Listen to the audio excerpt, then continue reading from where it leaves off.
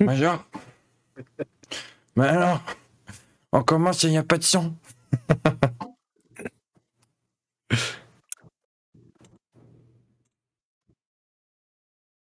On nous entend? On nous entend? Hello, hello. Et moi c'est bon. Voilà. T'as déjà un bravo la régie, ça a même pas commencé que t'as déjà un bravo la régie. Ouais, mais alors pour cette fois, en fait, en lançant le live, je me suis dit, putain, j'ai pas check le son, et j'ai dû attendre d'être sur cet écran, et j'ai vu les deux barres qui bougeaient pas, je fais, ok, j'ai bien oublié. Mais ça serait pas, c'est un peu ma signature, voilà, faut s'y faire. Tous les lives que je fais, il y a toujours un problème de son dès le début. Il y a un problème de son et puis il y a aussi un problème de divulgachage. Parce que j'allais dire, ah ça va les gars, ce soir on a plein de trucs à vous raconter, nanana, bam, c'est déjà écrit en dessous. Hein. Alors ça, ce qui est beau, c'est qu'en fait c'est même pas un sujet de ce soir. C'est même pas un sujet de ce soir. Ça, c'est un vieux test qui traîne. Bon, comment ça va dans le chat? Dites-nous si tout va bien, si vous nous entendez bien, tout ça. Comment ça va les copains? Ça va et toi? Ça va. Ça va. Je suis en pleine forme et très concentré. Rien qui me prend la tête. Du coup, ce soir, il me semble qu'on a quand même un joli petit programme. PC, qu'est-ce que tu vas nous présenter, toi, ce soir? Du Warhammer 40 000.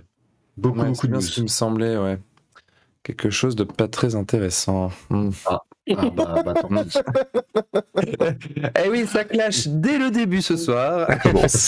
Non mais du coup, ouais, je crois que t'avais deux sujets en... Ah mais non, t'en avais même plus du coup. Oui. T'as combien de sujets ce soir? 4 Non, j'en ai 12 7 25, il est toi. 25 sujets sur Warhammer 40 000 ce soir. Ce qui est bien, c'est qu'il se met pas du tout dans la merde parce que du coup, là, il va devoir en trouver 22. On est là. Toi, Clément, sur AOS, tu vas nous parler de quelques trucs ce soir ou pas? Ouais, j'ai un petit petit leak aussi en même temps sur AOS. Ça va balancer de la news. Ok, et Marco, toi, t'as du MCP? Non, le MCP, c'est pas vraiment une news. Non, je parle en sujet. Ah, en sujet, oui, j'ai du MCP. Yes. Voilà. Et sinon, t'as autre chose comme jeu dans ta vie? Le mec il parle, à chaque fois qu'il intervient, il ne présente que du AOS quand même. Ouais, jamais rien présenté d'autre. T'as quelque chose dans ta vie? Non mais oh. Et oui, ce soir j'ai autre chose en plus en news. Putain, je vais ressortir la stun card là parce que je sens que ce soir elle va être utile. Je vous sens d'humeur taquinette. Du coup, on va la sortir. Donc Marco, tu as deux sujets ce soir. Ouais. Une news et un sujet MCP avec une analyse de perso. Et pour ma part, il y aura une nouvelle chronique jouons au jeu des trônes sur Song of Ice and Fire. Regarde, et c'est son chat qui lui pique son trône en fait. Mais c'est ça. Dis bonjour au moins. Non mais en fait des vues. T'as vu comme elle vous tourne le dos quoi. C'est indécent. Aucun respect. Non mais de toute façon je l'ai déjà dit, mais elle est ingérable. Ok, bon, bah, déjà, on commence bien cette émission. Qui veut commencer ce soir? Mais tu vas m'embêter, toi? Non mais, on est d'accord qu'elle est juste... Je sais pour te faire chier. Elle veut prendre ton trône, c'est tout. Non, en fait, elle était peinard et tout, elle a vu que j'ai commencé à parler avec vous, machin, elle s'est dit, non mais j'étais en train de pioncer sur toi. Attention. Bon, on n'est pas là pour ça quand même à la base. Ce soir, du coup, qui va commencer pour les news? Marco, allez. Ah ouais, ouais. Bah oui, parce que Clément, il a qu'une news et après il a pas d'autres sujets, donc on va le faire patienter un petit peu parce que sinon s'il parle dès le début, après on sait ce qu'il va faire. Il va s'endormir, il va plus du tout s'occuper de la régie. C'est n'importe quoi encore. C'est sûr. Ouais, j'ai fait ça qu'une fois. Je propose de parler d'une énorme news qu'il y a eu cette semaine. Et je demande à Clément de bien vouloir mettre le diapositive. Alors, on va dire ASMR. On va se dire que je me doute de quoi tu parles, parce qu'en fait, vous avez pas du tout dit le sujet, t'as deux news. Donc je vais en tenter un, et je devrais même te faire chier, parce que je pense savoir c'est lequel, et je devrais faire l'autre. Je pense que c'est celui-ci. L'autre, ce n'est pas une news. Donc tu peux pas me faire chier, en fait. Il y a une news et un sujet. Ah ouais, je peux pas te faire chier. Attention. Pourquoi ça clignote? C'est ce que je te fais chier. Tu veux me faire chier, c'est ça? On a une régie d'humeur taquine ce soir. Voilà, petit on peu, y un va, petit on peu. y va à donf là. Bon, du coup, bienvenue dans Star Wars Légion, la grosse news de cette semaine. Et donc, on a quelques jolies boîtes qui vont sortir, et notamment cette boîte qui est le Collectif de l'Ombre. Et dedans, on va pouvoir retrouver donc un personnage qui est Dark Maul, accompagné du Pike Syndicate, le Black Sun et The Shadow Collective. Donc c'est une boîte qui va coûter dans les $70. Vous pouvez la trouver en précommande dans les 60 € dans certaines boutiques actuellement. Et en fait, ça va rajouter pas mal de trucs à Star Wars Légion. Notamment, vous voyez, il y a un nouveau logo qui se trouve juste là, dans le coin de la boîte, qui était un logo qui n'existait pas jusqu'à présent. Mhm. Et ce logo, donc, c'est une faction qui en fait, c'est à la fois des mercenaires, donc vous allez pouvoir les jouer dans plusieurs factions. Et on connaît pas encore tout à fait les règles, c'est un peu limite. Enfin, on n'a pas toutes les infos, ils vont être limités aussi par rapport au nombre que tu pourras en prendre. Et ils pourront être joués aussi sur une faction à part entière. Alors, il y en a qui disent que ça va pas être une nouvelle armée parce que c'est pas présenté en tant que tel. Mais en tout cas, il y aura certainement des véhicules qui vont sortir par la suite. Donc là, si tu veux bien passer à la diapositive suivante, qu'on puisse avoir de plus près les figurines. Donc là, on a les Pike. En gros, c'est un peu le système de la faction neutre de Song of Ice and Fire, quoi. Tu peux les intégrer en tant que mercenaires, mais tu peux aussi les jouer un peu à part. Enfin bon, sur les infos que tu viens de donner, quoi. En tout cas. Après, je pourrais pas te dire parce qu'on n'a pas tous les tenants et les aboutissants encore. Ouais. Et du coup, j'en sais pas plus que ça. Mm-hmm. Donc, je propose qu'on passe à la prochaine diapo. Donc, du coup, là, on a les autres personnages. Donc là, c'est le Black Sun. D'ailleurs, ils sont un petit peu coupés, mais je sais pas pourquoi. C'est dommage. Je vais te faire mieux la prochaine fois. La prochaine diapo. Et là, on a les Mandaloriens que je trouve ultra canon. De ouf. C'est marrant, il y en a un, là, il a... on dirait un Mandalorien, mais qui a mis des pics pour ressembler à Dark Maul, là. Il se chauffait, lui, un peu. C'est exactement ça. Alors, pour info, en fait, si tu as peut-être pas regardé la série Clone Wars... je suis en train de la regarder. Tu vas kiffer. T'es à laquelle saison? Je suis à peu près au milieu de la saison 3, je dirais. Donc, tu vas bientôt en arriver. Je crois que c'est sur la saison 4 ou la saison 5 qui commence à apparaître. Et en gros, est-ce que tu as vu Dark Maul dans la série Clone Wars ou pas encore? Qui ça? Dark Maul. Alors, si je dis pas de conneries, au moment de la série Clone Wars, il est mort, Dark Maul. Tu verras par la suite, alors t'en es pas encore arrivé là. Et donc, je sais pas si j'ai le droit d'en parler ou pas, du coup, je peux spoiler un petit peu ou pas du tout, Guillaume? Est-ce que ça te dérange si on spoil? Non, vas-y, non, okay. Il faut quand même donner de l'info. Je me sacrifie pour le bien commun, quoi, tu comprends? Ah je comprends, justement.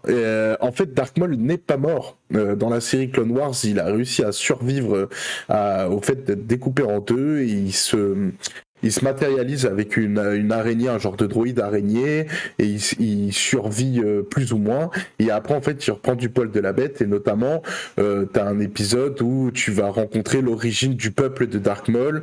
Il va avoir un frère qui va lui donner un coup de main, etc., etc. Okay. Et en fait, ils vont aller se taper les Mandaloriens, justement. Et donc, il s'associe avec...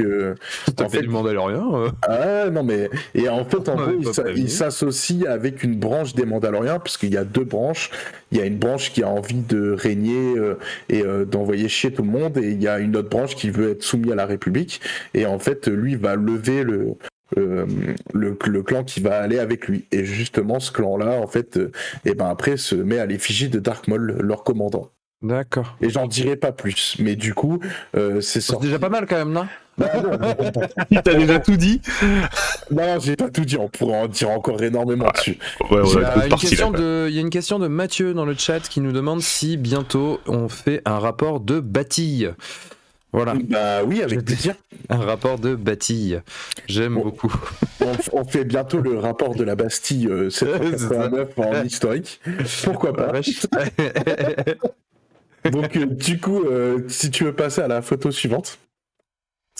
Et en gros, donc voilà, et là on a Dark Maul, et elle c'est une capitaine qui était avec lui dans la série. D'accord. On peut passer à la prochaine diapo. Donc là, il y aura la boîte qui va reprendre toutes ces figurines. Après, il y aura cette boîte en plus qui est Gar Saxon, qui est un personnage justement qu'on retrouve dans la série Clone Wars.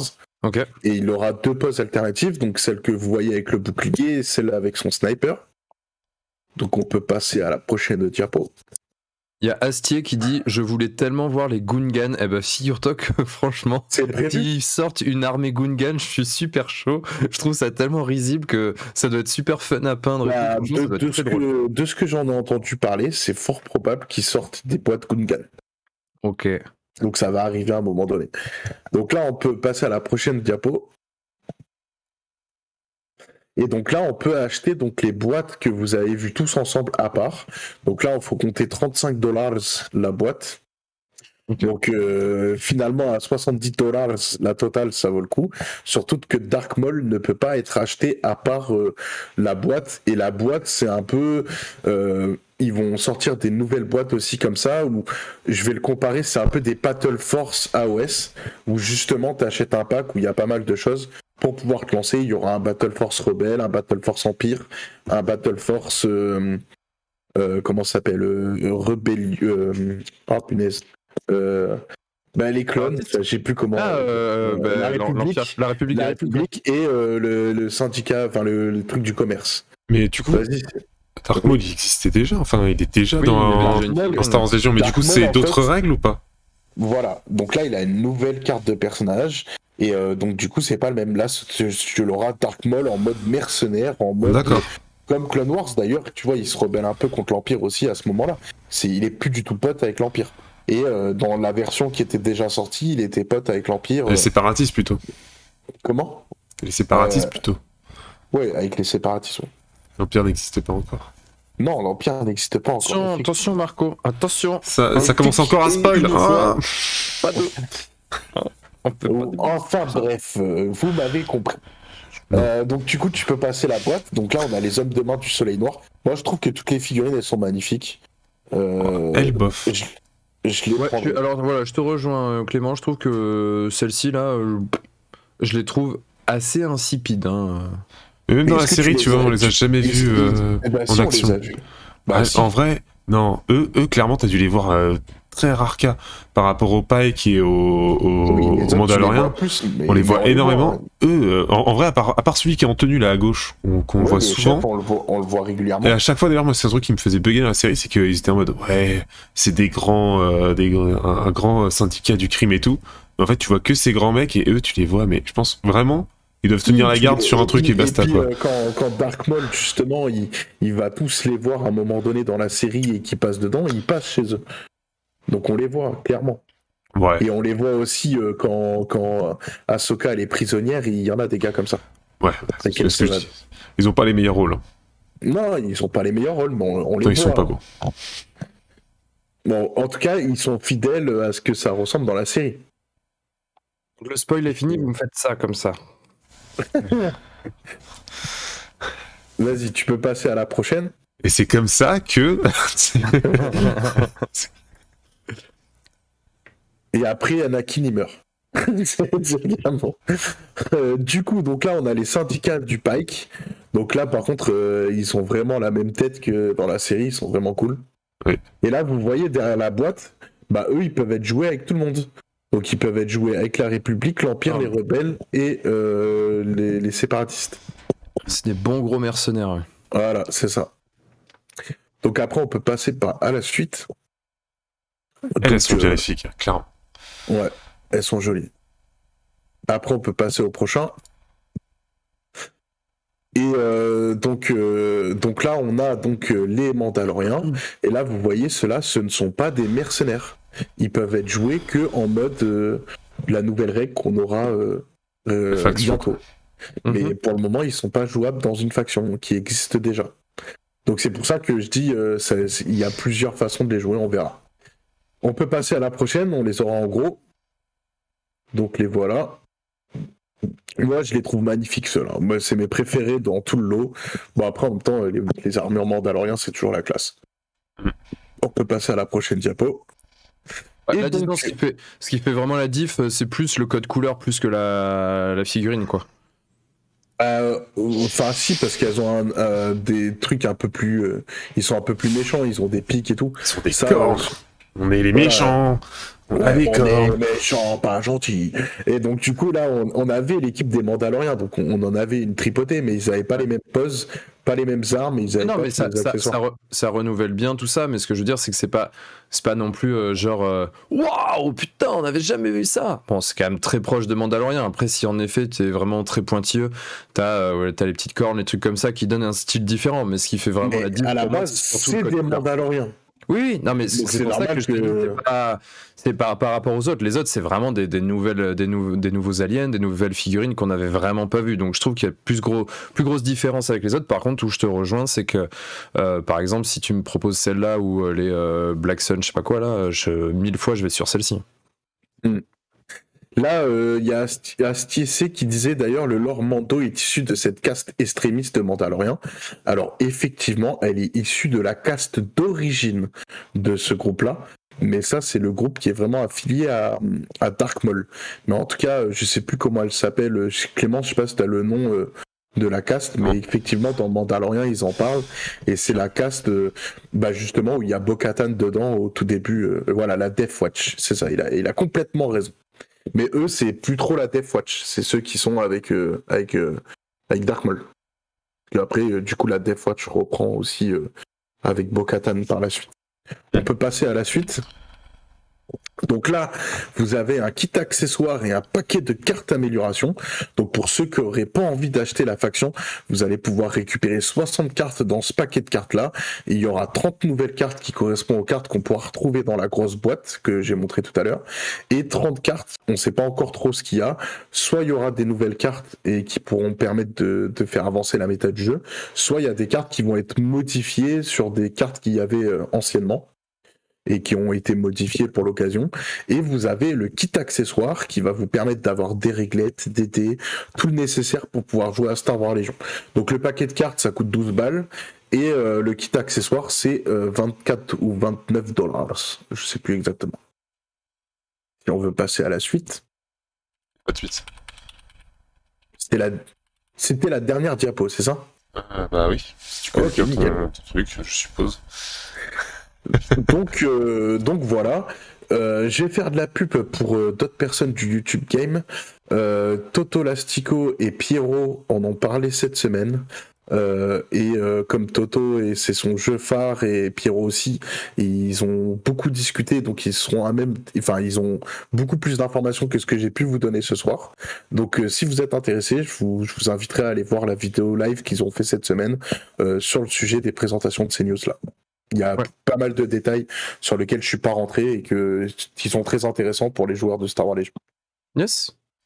Ok, super. Bon, c'est de la grosse news, quoi. C'est genre, c'est pas un petit leak pourri, quoi. C'est de la grosse news. Non, mais c'est cool, ça fait plaisir de voir que ça bouge, qu'il y a des nouvelles figurines qui débarquent, potentiellement, si c'est pas vraiment une nouvelle faction, mais en tout cas, on va dire des allégeances, des alliances qui commencent à sortir des quatre grandes maisons et des 4 grandes factions, on va dire, qu'on a déjà. Donc ça c'est vraiment cool. Du coup, on va enchaîner sur. Je crois que PC, t'avais une news, hein, toi. Attends, je regarde pour pas dire de. Oui, il a une news. Allez, PC. Mesdames et messieurs. Eh bien le bonsoir. Bien le bonsoir. Écoute, oui, effectivement, j'ai quelques news. On va dire que l'univers 40K et 30K, comme l'a bien souligné Clément d'ailleurs, entre parenthèses, a avancé. Si tu peux m'envoyer... d'ailleurs... Au premier. On va commencer par nos chers amis qui sont petits et pourtant un peu grands aussi, qui sont venus un peu du fin fond des figurines oubliées de Games, qui ont disparu d'ailleurs de mémoire à la 3e édition de Warhammer 40 000. On va vous parler des squats, du grand retour des squats, et tu pourrais d'ailleurs commencer par balancer cette petite vidéo qui est apparue le 1er avril, un petit poisson au départ, mais finalement, ce poisson n'était pas si petit, mais bien grand.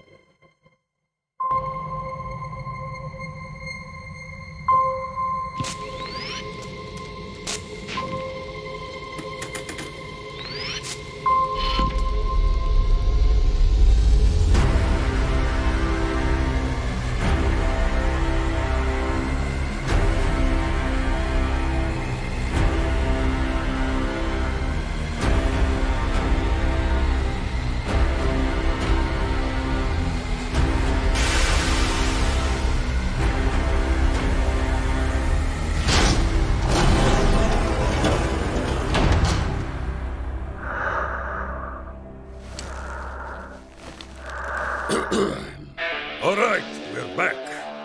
Did we miss anything important?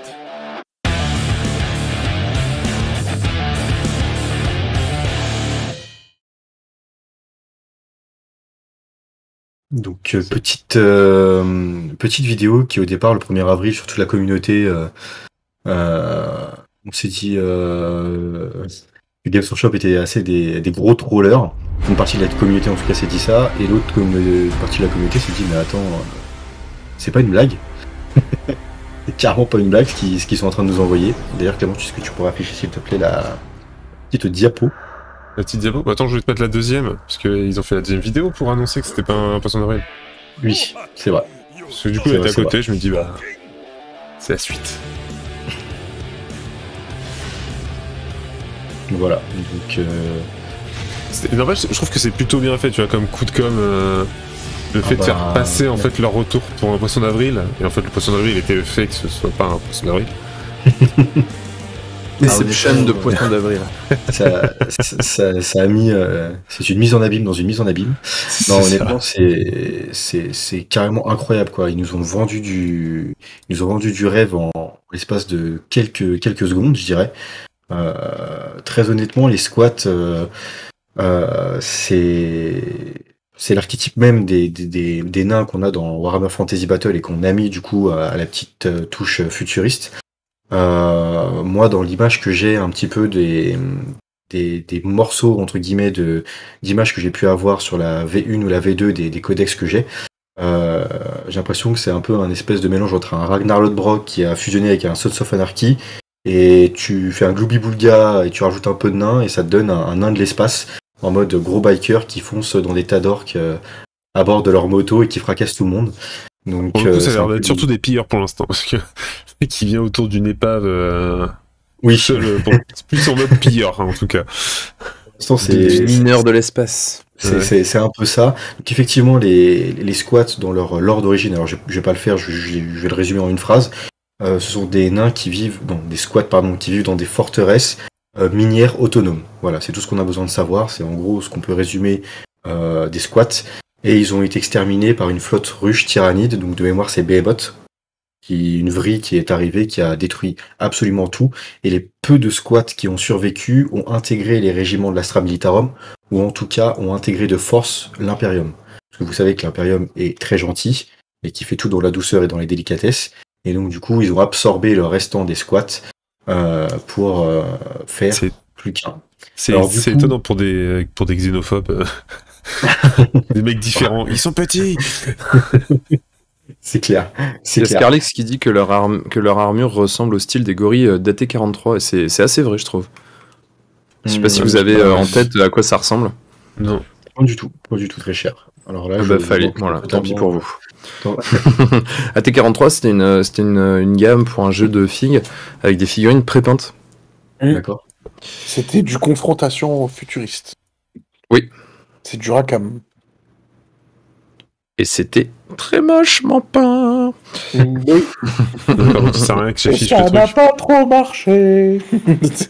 Ouais, non. Alors, ils se sont dit que de faire du pain, ça répondrait... Enfin, faire du pain. Du pré-pain. Ça répondrait à la demande de ceux qui aiment pas peindre, et ben pouf, c'est tout. Alors du coup, voilà, donc ça c'est la figurine, ce sont les figurines officielles que nous allons... Ah oui, il y a un truc quand même. Oui, il y a quelque chose, effectivement. Les images sont de plus en plus petites, c'est un truc de ouf. On voit que c'est... Hop, on revient. Oh, donc, non. On peut effectivement voir cette nouvelle figurine que je trouve magnifique d'ailleurs. Magnifique. Donc voilà, les squats sont réapparus. Quelques questions cependant arrivent. Est-ce qu'elles feront partie de l'armée Astra Militarum? Est-ce qu'elles auront un codex rien que pour elles? C'est un peu la question que tout le monde se pose, parce que du coup, effectivement, on a quand même pas mal d'armées qui sont apparues pour l'Imperium. On a les sœurs de bataille, on a tous les Space Marines et le nombre de chapitres qui les composent. On a la garde impériale, enfin l'Astra Militarum maintenant. On a les chevaliers gris, on a tout un tas de choses. Et donc du coup, cette armée de squats viendrait se rajouter à tout ça. Personnellement, je suis intimement convaincu qu'ils vont avoir un codex à part. Il y a quand même beaucoup de gens qui disent néanmoins qui vont intégrer l'Astra Militarum. Je sais pas ce que vous en pensez, vous, personnellement. Oui. C'est un peu compliqué. Il y a même certains qui disent qu'ils vont juste sortir en Kill Team. Là, pour le coup, je vois pas trop l'intérêt de sortir ça en Kill Team. Kill Team, c'est logotypé Warhammer 40 000. Ouais, mais c'est pour ça que pour Warhammer 40 000, Kill Team, donc ça... Voilà. Donc là, en l'occurrence, c'est marqué Warhammer 40 000. Donc là, ça va sortir dans Warhammer 40 000. Sinon, après, il faut savoir que à la base, les squats, ils sont apparus un tout petit peu avant, c'était sur Necromunda. Alors, je sais pas si vous avez joué un peu à Necromunda, mais tu as 2 squats qui sont sortis dans une bande. Donc c'est pour ça que je me dis, c'est pas totalement bête de dire que ça pourrait sortir sur Kill Team. Maintenant, voilà, moi c'est vrai que après, tu auras peut-être une bande Kill Team en plus du reste, tu vois. Ils vont peut-être faire les deux, comme ils ont fait avec les Eldar, où ils ont fait une bande Kill Team et en même temps ils ont sorti toute la nouveauté. Moi je pense qu'ils auraient pas fait un aussi gros leak si c'était pour du Kill Team. Je sais pas. Après, ce serait pas la première fois. Ce serait pas la première fois que Games ils sont en mode waouh, on a un truc de ouf. Et puis en fait, bah pouf quoi. Bah non, c'est pas vrai parce qu'en fait, ils annoncent pas un truc pour Warhammer 40 000. C'est jamais arrivé qu'ils annoncent un truc pour Warhammer 40 000 et que ça aille à Kill Team. À chaque fois qu'ils ont annoncé, regarde. Ah non, ça non. La dernière fois là, c'était les Eldar. Tu vois, ils ont annoncé l'armée des Eldar. Donc il y a bien eu les Eldar qui sont sortis pour 40 000. Et après, ils ont annoncé donc les pirates. Et là, c'était bien estampillé Kill Team. À voir. Je sais pas. En tout cas, maintenant, il faudrait surtout avoir une date. Et là, par contre, on va rentrer dans le gros flou de Games Workshop parce qu'il y a énormément de sorties. Je pense que tout à l'heure, Clément annoncera aussi les sorties AOS. Mais honnêtement, il y a beaucoup de contenu qui va sortir et je sais pas quand est-ce qu'ils vont l'intégrer. Donc voilà, là on a. Je crois que c'était pas précisé que ça allait être. En gros, c'est plus tard dans l'année, vraiment. Il me semble que c'était vendu comme ça dans les articles. En fait, ce qui me fait rire, c'est que plus tard dans l'année, ça veut tout dire et rien dire. Ça veut dire, si le Covid se calme et qu'on peut aller commander un tas de boîtes et les faire produire, ça passe. Sinon, ça sera plus tard dans le temps. C'est mieux que d'avoir un bientôt que t'auras pas, tu vois. Ouais, ou alors ça peut être septembre comme ça peut être Noël, tu sais. De toute façon, la plus grande question sur cette armée-là, c'est pas vraiment ça. Si tu reviens à l'image d'avant, Clément, la plus grande question qu'on va avoir avec ça, c'est pourquoi ils ont que 4 orteils, en fait. Enfin, c'est surtout ça, moi, que je me pose comme question. Mais c'est des pyrobots, là. Ça se trouve, les pyrobots, le 5e orteil, il sert à rien. Ah, je croyais, tu sais que c'était les chaussures où tu voyais les orteils, là. Tu sais pardon, my bad. Si tu peux mettre celle d'après, par contre, comme photo. Celle-là. Parce que moi, je vais pas troller. Je vais dire un truc sympathique. En gros, là, leurs nouveaux transferts là sur les épaules sont vraiment stylés. Franchement, c'est plus quali que les transferts qu'on a pu jusqu'à maintenant. L'armée, je trouve qu'elle est effectivement assez cool. Ça représente assez bien le nain futuriste. Je sais pas si vous avez en tête les anciens squats, mais alors clairement, le design, il est totalement rénové, épuré, et c'est vraiment joli à voir. Maintenant, entre guillemets, clore le sujet des squats, la plus grande question qui va arriver, c'est bonjour monsieur Quetzalcoatl, mon ennemi de toujours. La plus grande question va être Codex ou ça va être intégré dans l'Astra Militarum. Non, là, clairement, aujourd'hui. Moi, je dis Codex à part. En fait, le problème, c'est que je dirais Codex à part, mais je verrais même pas l'intérêt, en fait. Clairement, je pense qu'il n'y a aucun intérêt à faire ça. Parce que du coup, en fait, on va se rajouter une armée de l'Imperium, là où il y en a déjà énormément. Mais qu'est-ce qu'on en a à foutre? Alors, une armée de plus ou une armée de moins, on s'en fout. Je suis d'accord là-dessus. 40K a un souci aujourd'hui, c'est que 90%, et du coup après les nains ça sera 91% des armées sont de l'Imperium. En fait t'as quasiment rien en Xenos. Justement, en fait, j'aurais préféré voir autre chose, tu vois. Mais moi j'aurais bien aimé voir du Xenos, je suis d'accord là-dessus, ça n'en sort quasiment pas. Mais il y a, enfin si on peut les citer, il y a quand même pas mal d'armées. L'armée du chaos, elle est quand même chez eux, les Norguls. Alors armée du chaos, c'est pas Xenos. Hein. Déjà l'armée Xenos, elle est à moitié humaine. Donc c'est-à-dire qu'en fait c'est juste des humains du chaos et t'as une partie démon. Et c'est à peu près ça sur toutes les armées du chaos. En fait, ce sont des Space Marines que tu joues, Space Marines du chaos d'ailleurs, et un peu de démons qui viennent se mêler là-dedans. D'ailleurs, c'est une armée entière démons. Mais c'est pas des mecs de l'Hyperion. On est d'accord que c'est des mecs d'origine de l'Hyperion. Et après, de Xenos, donc des Xenos, t'as quoi? T'as les Tyrannides? T'as Tyrannide, Necron, Tau, les Eldar, Eldar Harry, et Cult Genie Stealer, oui, qui est quand même fortement rattaché au Tyrannide, mais ça fait une armée à part. Et tu as les Drukhari. Donc clairement, t'as pas non plus énormément de choses. Et là, pour le coup, à la limite, si on m'annonçait que nos chers amis Squat étaient une armée Xenos, entre guillemets, qui ferait c'est sur un part de l'Imperium, bah là ça serait cool, mais clairement là honnêtement je vois pas une armée même s'ils foutent ça dans les Xenos, tu veux, pour moi c'est pas vraiment du Xenos, tu vois, ça reste de l'humanoïde. Donc ça marche pas des masses. Mais en fait, je comprends pas pourquoi vous dites ça. Ça change quoi? On s'en fout. De toute façon, tout le monde peut se taper. C'est pour avoir plus de diversité, en fait. C'est juste ça.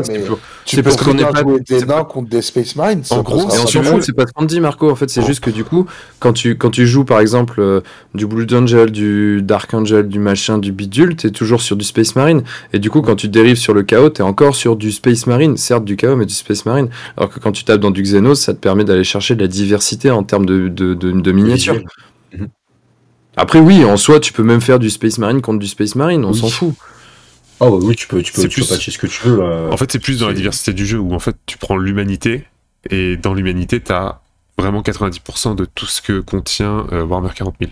C'est-à-dire que t'as les Space Marines, t'auras les Sisters, t'auras les Custodes, la garde impériale, tu vas rajouter après, là maintenant tu vas avoir les nains.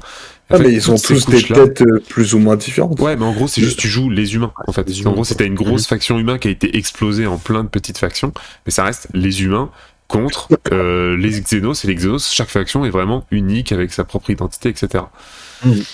Exactement. D'ailleurs, on est d'accord que c'est un fût de bière qu'il a dans le dos là, non? C'est pas du tout une plaque en cuivre en fait. Dans l'espace, il faut bien protéger sa bière. Hein, il y a Scarix qui dit une bonne armée Skaven futuriste. C'est vrai que ça pourrait être un bon délire, genre des Skaven, tu sais, presque même un peu steampunk, à moitié mecha, à moitié rat. Là, ça pourrait être rigolo. C'est clair. Il y a les orques aussi, vous les avez pas nommés tout à l'heure. Les orques en Xenos aussi, effectivement. Yes. Mais je crois que dans le lore de 40K, il y a toute une partie obscure où en fait t'as beaucoup d'espèces, de sous-espèces humaines en fait qui sont moitié animales en fait dedans. Qui existent mais qui ne sont pas représentées en figurine, mais qui existent. Space Wolf ou non, c'est les espèces de Wolfen, non, c'est encore un peu plus abominable que ça, je dirais. Enfin abominable, c'est quand même un gros mot. Il y a les Necrons aussi, vous les avez pas cités tout à l'heure. Si, les Necrons, on l'avait cité. Marco, il s'est mis Wikipédia, Warhammer 40 000, il est en train de nous faire toute la liste. Je suis en train d'y réfléchir. Non, mais je suis en train d'y réfléchir, et au final, ça en fait quand même pas mal avec tout ce qu'on vient de dire. Écoute, c'est simple, tu vas sur les sites Games, tu regardes Imperium, tu regardes la liste des armées, tu vas dans Xenos, tu regardes la liste des armées, et tu verras qu'on te dit pas de la merde. Mais c'est sûr qu'il y en a plus dans l'Imperium, mais au final, c'est pas qu'il y en a un peu plus. Ça n'a juste rien à voir. En fait. On va passer à la prochaine diapo. Je change de sujet maintenant, c'est combien y a-t-il d'armées Xenos? Alors du coup, prochain débat. La prochaine slide, on va partir sur un terrain qui est du coup sorti la semaine dernière, un nouveau kit qui est plutôt, je trouve vraiment plutôt pas mal. Là, on a un nouveau décor qui ne ressemble pas aux anciens, qui est un peu dans le neuf. Donc du coup, dans ce décor, vous allez avoir pour 175 € un plateau de 30 pouces par 22 pouces, donc sur lequel vous allez pouvoir jouer 1000 points. C'est pour la modique somme de... Comment ? Non, pardon, on est d'accord, c'est un quart du coup, c'est un quart d'un vrai plateau. Non, c'est la moitié. Si... Attends, ça te dit combien ? 30 pouces par 22 pouces. La longueur totale, c'est 30 ça, par c'est un quart. 40. C'est 60 par 42, par 44, donc 22 par 30, c'est un quart. Hein. Non, tu joues... Attends. C'est la moitié de la moitié, donc... c'est 60... non, c'est la moitié. Tu joues 60 par 44. Tu joues 60 par 40 60 par 44, du coup tu as divisé 60 et tu divises 40, donc c'est forcément la moitié de la moitié. Donc c'est un quart. Il faut 4 plateaux comme ça pour faire un plateau normal. Lançons le débat maintenant sur la mesure. T'as du 30, t'as du 30 par 22, tu mets 2 30 par 22 côte à côte, ça reste un 30 par 44. Voilà. Ou un 22 par 60. Ça fait pas ça double pas les deux. Donc en effet, si c'est ça, c'est un quart.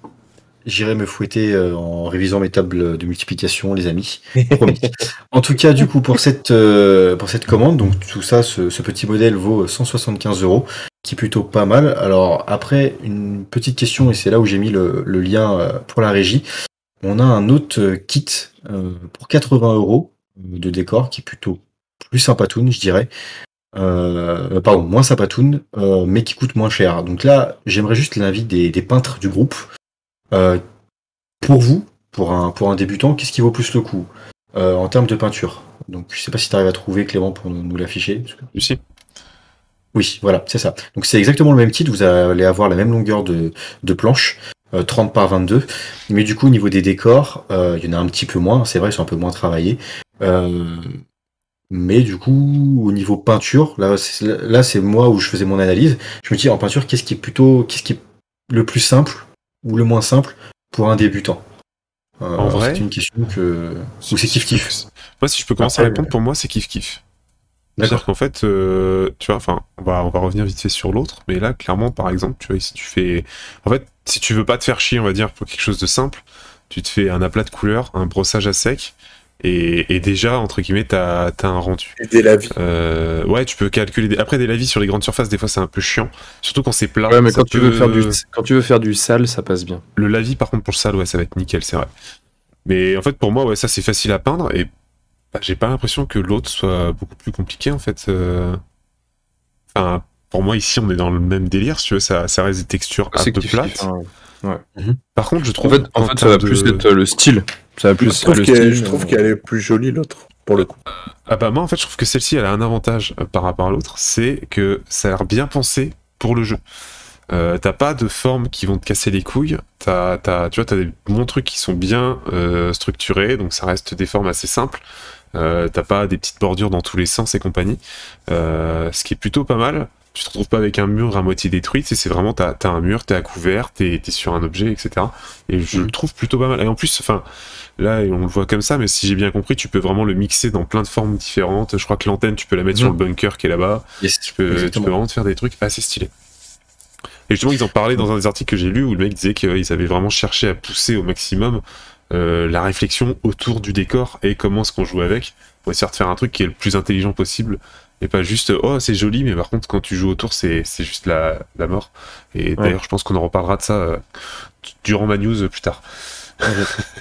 Moi là du coup ouais je sais pas juste en fait c'est plus en termes de style, j'avoue que moi je préfère l'autre. Là le truc un peu tout en fait, mais c'est d'une manière générale, hein, sur les décors de Warhammer 40 000, c'est souvent des trucs très chargés comme ça, très barricadés, avec des comment dire, des renforts partout, tu sais, très très métallique, très industriel. Je suis pas fan là du coup sur l'autre, là sur le second, ça laisse plus la place à des formes un peu plus arrondies, tout ça. Il y a un petit peu de mélange de formes en fait, donc je trouve ça un peu plus sympa à regarder. Maintenant, c'est pas du tout pour lancer un débat, hein, mais je me dis du coup, tu dis l'autre il a 175 balles pour un quart de table. Ouais. Oh, okay, tu peux jouer 1000 points. Ça te fait donc, si tu veux, une table complète. Si je dis pas de conneries, ça fait 700 balles. 700 balles. Alors, je dirais que non. Parce que, en théorie, t'as besoin de... Alors, si c'est sur... Je sais pas si c'est comme sur AOS, parce que sur AOS, t'as besoin de 8 décors pour une table. D'accord. Et là, par exemple, tu vois, on peut quasiment en compter au moins 4. Voire 5 presque. Et encore, je pense qu'avec les murs, tu peux vraiment... limite, ça peut suffire sur une table entière avec d'autres décors que tu as. Je vois plus ça comme un espèce de gros complément, tu vois. Ouais, mais... Tout dépend de la table que tu vas vouloir donner. Tu vas avoir des armées, par exemple, qui vont avoir un gros avantage sur une table chargée et d'autres non. Donc ouais, après, mais en vrai, ça, j'en ai déjà parlé pas mal de fois, PC. Pas que ici, hein, mais j'en ai déjà parlé avec des joueurs et tout. Et pour moi, pour moi-même, avoir fait une partie d'initiation, on se rend compte quand même que le jeu Warhammer 40 000, il prend tout son intérêt quand c'est chargé, quand il y a des couverts, quand il y a des trucs qui cassent les lignes de vue. Donc si c'est pour faire une table que t'as du coup que t'as payé que 350 balles parce que t'en as pris que 2 kits et puis du coup tu répartis les bâtiments et que entre les bâtiments t'as des espèces de grandes lignes de vue, c'est un peu le ton d'exécution où du coup t'as une portée de malade et tu fusilles. Je vois pas trop l'intérêt.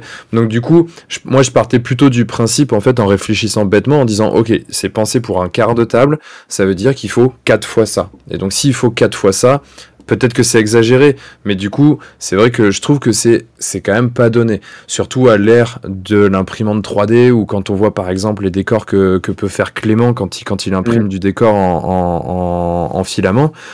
Je me dis, est-ce qu'il y a encore un avenir avec des décors de ce style-là, quoi, dans des entreprises comme Games. Après, encore une fois, je veux pas lancer le débat, mais c'est juste parce que ça me semblait incroyablement cher, quoi. C'est pas la même qualité, ça c'est sûr. Après, là, j'avoue, 185 €, ça fait quand même un gros billet. 75. Mais oui, à 10 €, 75 balles. Pardon, c'est solide, c'est cher. Excuse-moi. Mais par contre, pour les kits de décor à 80 balles, je trouve ça va, c'est... si t'as vraiment envie de te faire plaisir avec la boîte, 80 balles, ça reste encore raisonnable. Après, moi, Oui, le 80 balles me semble plus accessible déjà. Après, j'ai pas... Comme ça, j'ai peut-être pas trop pigé la différence et ce qui fait que c'est beaucoup plus cher, mais voilà. Après, il y a Scarlix dans le chat qui dit « Je joue MCP, je n'ai plus le droit de juger les prix de Games Workshop. » Je vais lancer une politique, mais c'est moins cher, au final. Hein. Non, on va pas repartir dans ce débat, parce qu'on sait que t'as tort. Le prix, de toute façon, c'est le prix qu'on veut y mettre. Voilà. Oui, non, mais voilà. Du coup, pour clôturer un peu le sujet du terrain, par expérience, vous avez pas mal de Kickstarter et de...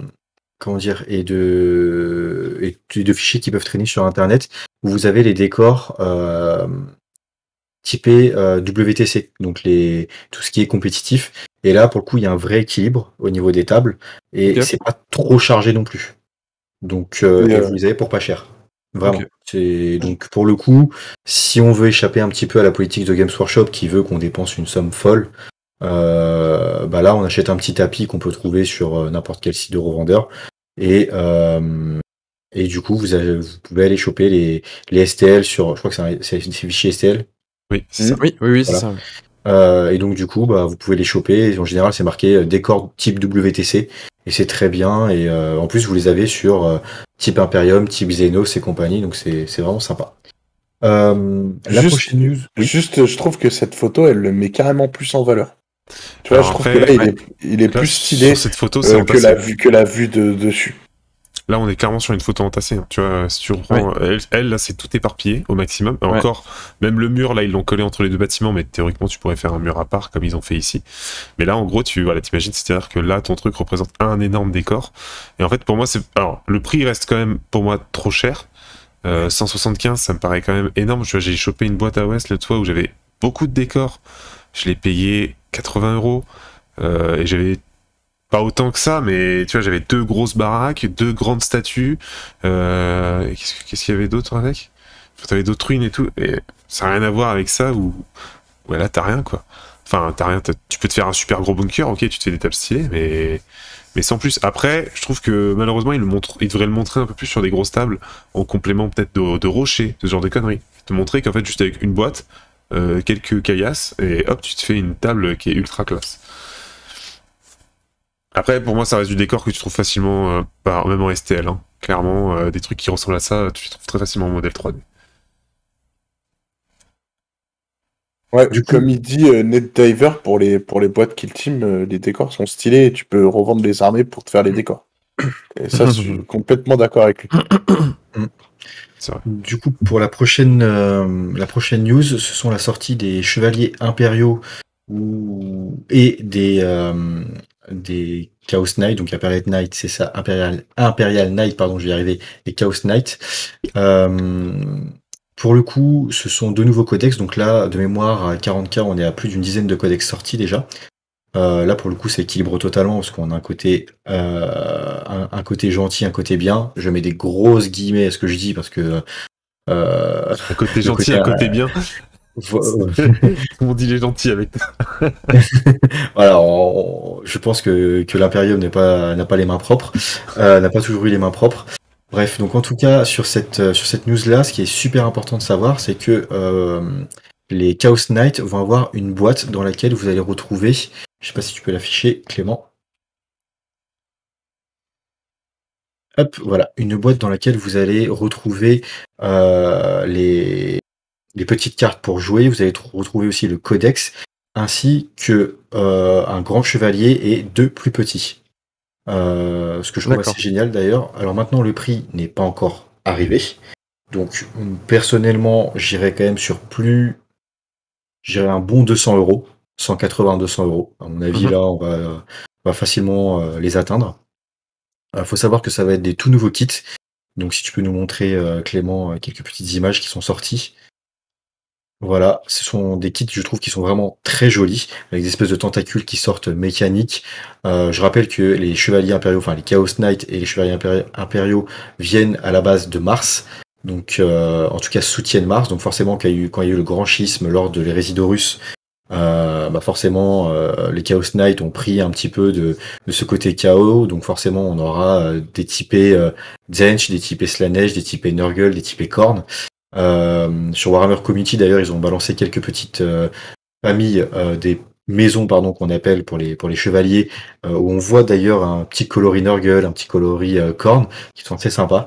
Est-ce que moi ça m'a hypé? Pour l'instant pas trop. Je vous avouerai, c'est pas trop ma cam, les grosses bébêtes comme ça.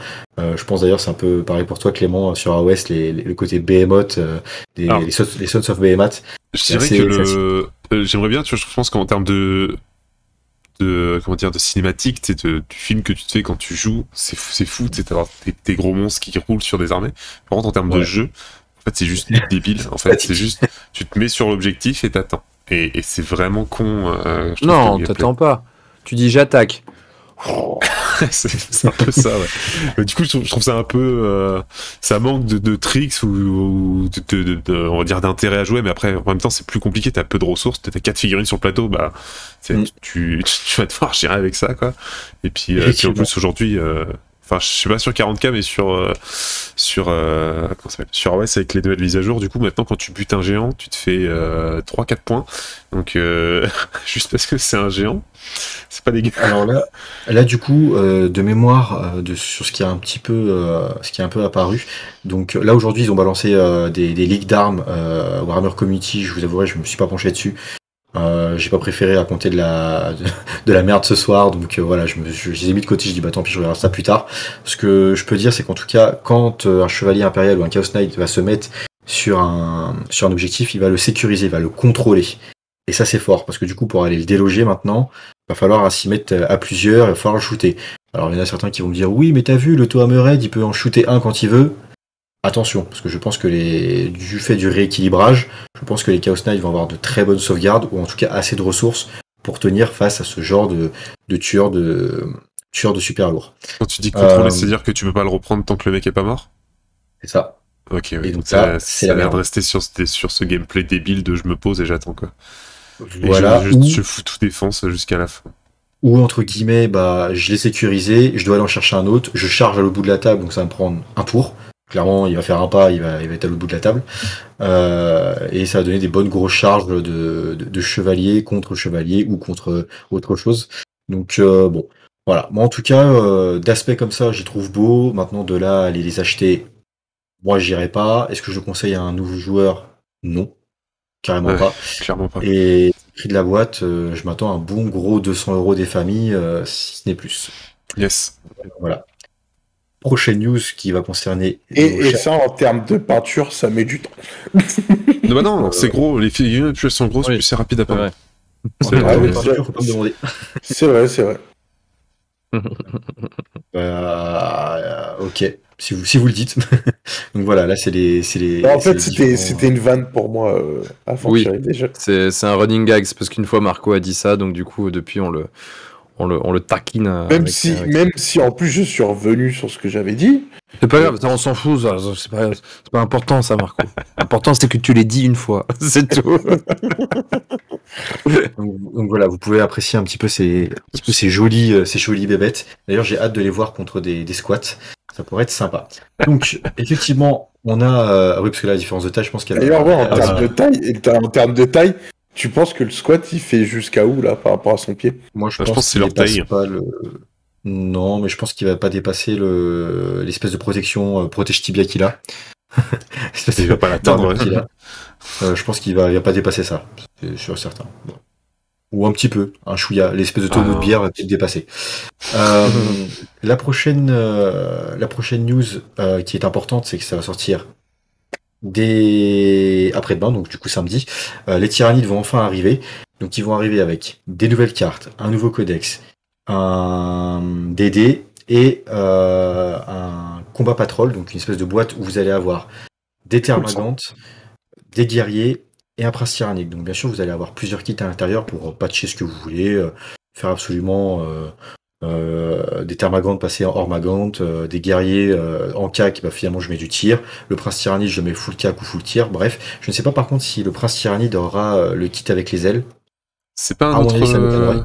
C'est pas un autre kit avec les ailes? C'est pas deux kits. Justement, je pense qu'à mon avis, ils vont pas mettre les deux à l'intérieur, ou en tout cas, ça serait donné. Ouais. Un prix, je pense qu'à mon avis, il va arriver sur les tours de 110 euros. Alors, je donne toujours une barrière de prix. Pourquoi? Parce que bon, c'est bien de savoir si où est-ce qu'on met les pieds si on veut débuter une armée. Les tyrannides, si justement, bah d'ailleurs, on doit débuter une armée, moi, je vous la conseille parce qu'il y a des tricks vachement intelligents à faire, vachement sympas et vachement simples. C'est une armée populeuse par contre, donc si vous aimez pas peindre, bah prenez que des grosses figurines dans ce cas-là. Ouais. Investir dans la rapide à contraste. peindre. Mais Ouais, rapide à c'est peindre. rapide. En speed paint. Effectivement, oui, ça a l'air d'être rapide à peindre. En tout cas, quand je parle avec les copains, effectivement, il les peigne assez vite. Maintenant, les tyrannides, vous pouvez jouer plein de petites figurines, mais aussi plein de grosses figurines. Donc, C'est vrai. c'est ça aussi l'avantage de cette armée, c'est que vous pouvez partir sur des gameplays vraiment différents. Et je trouve que les tyrannides est aussi une très belle armée. Ça rappelle un peu un espèce d'alien.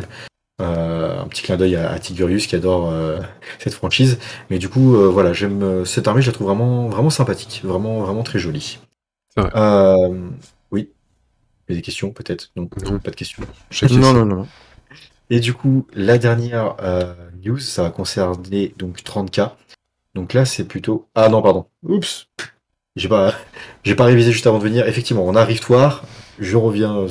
On passe pas sur 30K. Rift War, c'est quoi? C'est une nouvelle, un nouveau supplément, comme je vous avais dit. 40K a décidé de faire plusieurs saisons, donc plusieurs mises à jour de règles, avec à chaque fois un corpus de points, de règles et de packs d'objectifs. Donc c'est ce qui va sortir très bientôt. Je pense que ça va amener le chaos dans toute son intégralité. Attention, c'est encore un avis que je fais, c'est pas forcément, j'ai pas la science infuse, parce que cette image justement est sortie et on voit un Chaos Knight et on voit des démons à côté, sachant qu'ils ont promis de sortir les Space Marines du chaos. Donc je pense que l'intégralité du chaos va sortir d'ici la fin d'année, avec ce nouveau supplément. Ce qui pourrait être cool pour les joueurs du chaos du coup, et ça pourrait vraiment amener du nouveau en termes de méta, parce qu'en ce moment la méta elle ressemble surtout à Duto, Eldar, Tyrannide, et ça bouge pas, donc Xenos Power. Mais voilà, donc là pour le coup ça amènerait un petit peu de changement, et j'espère fortement que les Space Marines du chaos vont revenir en force et très fort. Avant ils se faisaient laver comme pas deux et c'était un peu moche. Ok. Et enfin, pour du 30K, j'espère que je me suis pas planté, sinon désolé. Non, c'est bon. Sur du 30K, la bonne nouvelle du jour, c'est pour les joueurs qui sont passionnés de l'univers qui a précédé justement 40 000, donc les Résidorus. On va avoir des kits plastiques, donc on sera plus obligé de passer par Forge. On va avoir des kits plastiques tout neufs de 30K. Et ça, c'est super important. Pourquoi? Parce que on va avoir des figurines qui vont être mises à jour. Elles vont aussi d'ailleurs. Alors là, pareil, la communauté est en train de se poser la question, est-ce qu'elles vont pas changer de taille? Parce qu'avant, les figurines 30K, c'était assez, je suis un peu recroquevillé sur moi-même, je suis un peu engoncé dans mon armure. Là, elles ont l'air un peu plus découvertes, un peu plus écartées.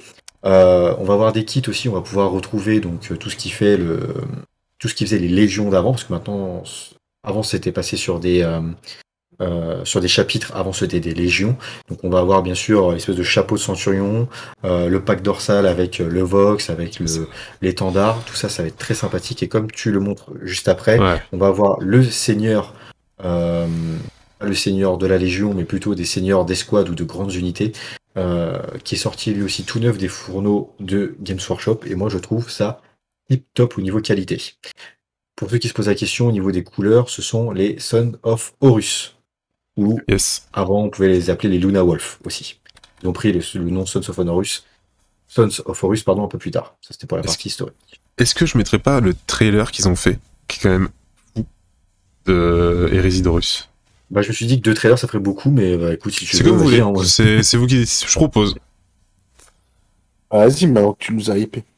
Bon, bah, et pour le coup, 30K en plastique, ça va être fou, et je me demande si je vais pas me refaire une armée Dark Angel spéciale 30K, parce que je suis un gros fan des Dark Angel. Et là, tu vois, ça me tente de repartir sur du Space Marine. En 30K, bien évidemment. Y a-t-il quelque chose qui ne le tente pas? Non. Et Brocoli. Voilà, c'est dit.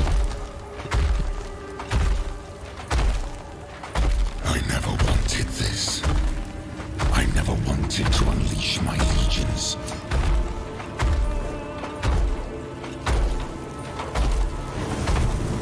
Together we banished the ignorance of old night. But you betrayed me. You betrayed us all. You stole power from the gods and lied to your sons. Mankind has only one chance to prosper.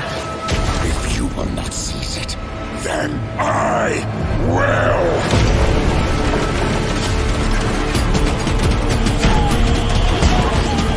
So let it be war!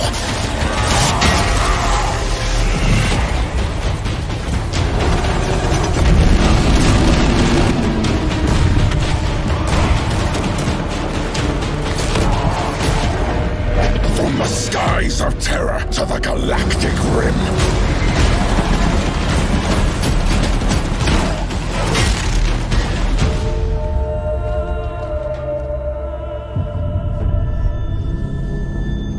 Let the seas boil. Let the stars fall. Though it takes the last drop of my blood. I will see the galaxy freed once more. And if I cannot save it from your failure, Father, then let the galaxy burn.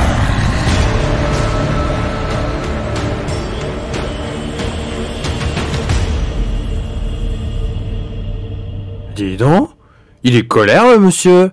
Alors, pour ceux qui ont... un peu vénère. Je vais me permettre de décrypter un petit peu la vidéo. Pour ceux qui ont un peu eu l'œil... Rapidement, PC, hein, parce qu'on déborde pas mal. Là. Ah, désolé. Ah, mais vas-y, c'est pas toi, c'est juste, je dis, vu qu'on déborde, fais-le assez rapidement, sinon il y a plein de sujets qu'on va pas aborder. Du coup, vous avez le maître de guerre Horus, le personnage avec l'espèce de tuyau qui lui rentre dans les narines. Voilà comment je viens de démonter un mythe qui a des années et des années. C'est ça. Vous avez les titans, du coup, donc effectivement, la bataille, l'Horus Hérésie, on est en plein dedans. Vous avez aussi les chars, les Sicarus, qui sont très connus dans l'univers 30K, pour en avoir collectionné pas mal. J'ai tous revendu, malheureusement.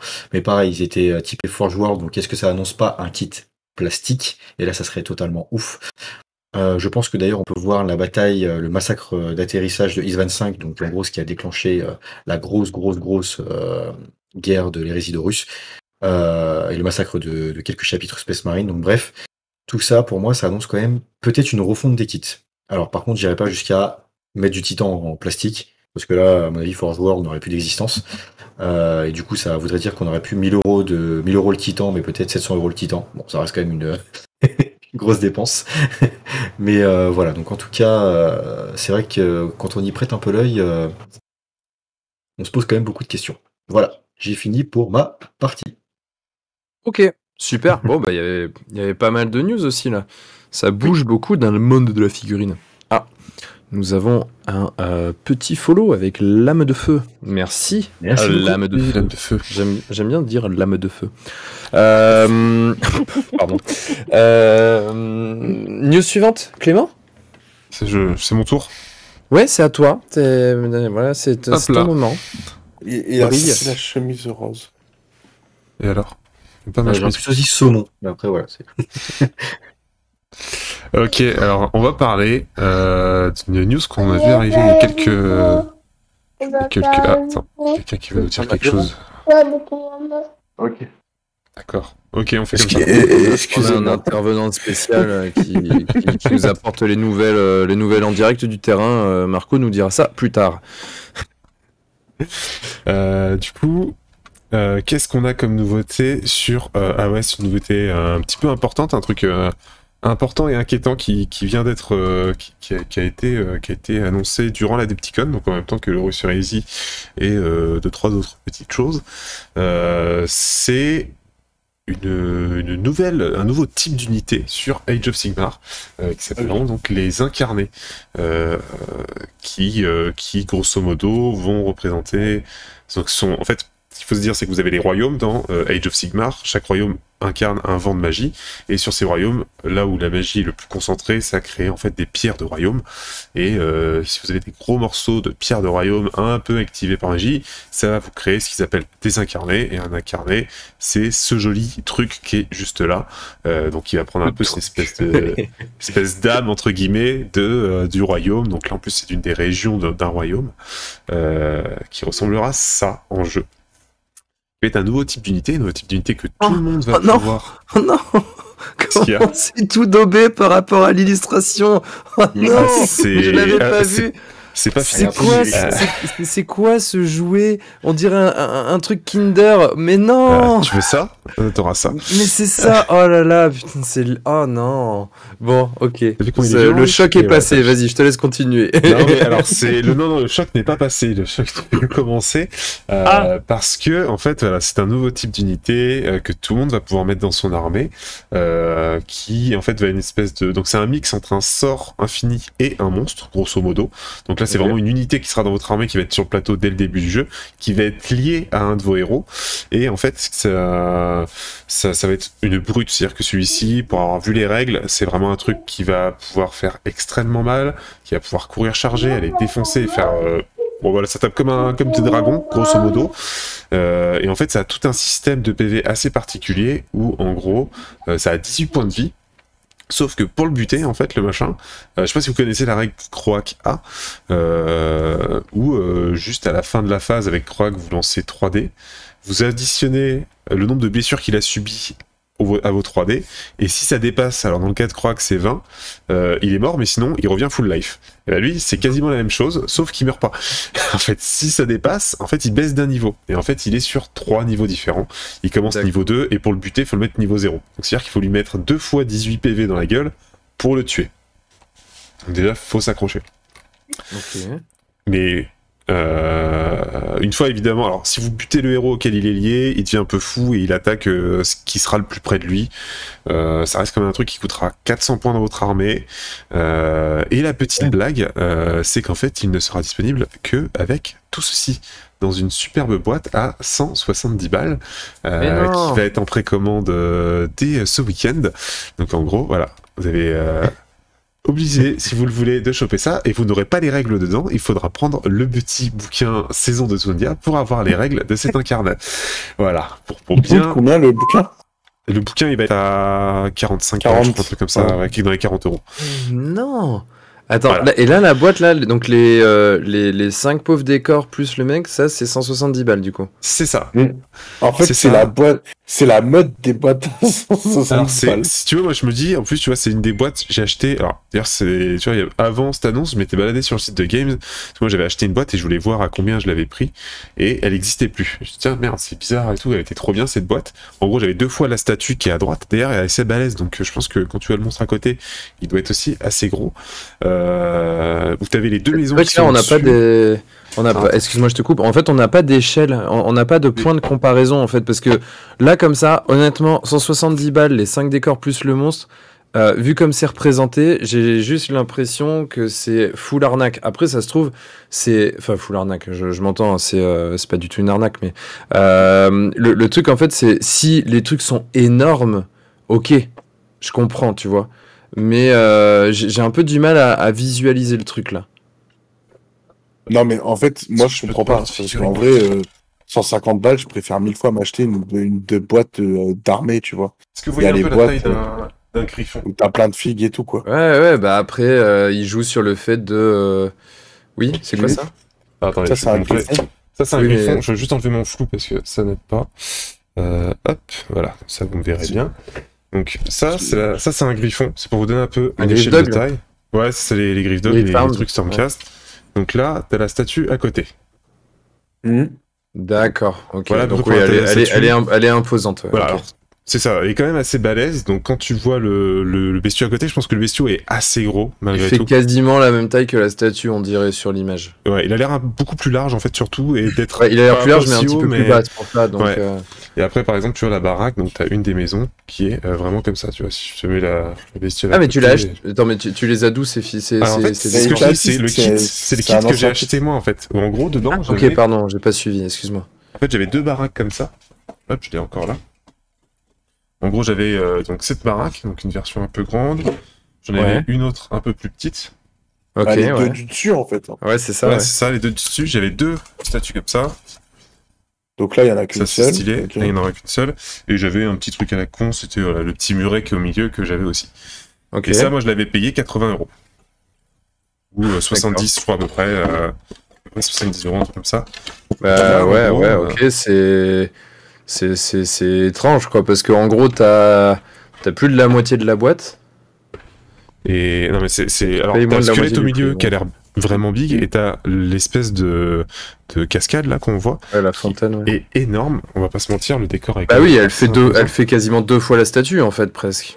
Ah non, mais vraiment, elle est ultra big. Et c'est... Alors, on le voit un petit peu là, sur cette image, où tu vois des Stormcast à côté, par exemple, tu décores là, qui est vraiment gros.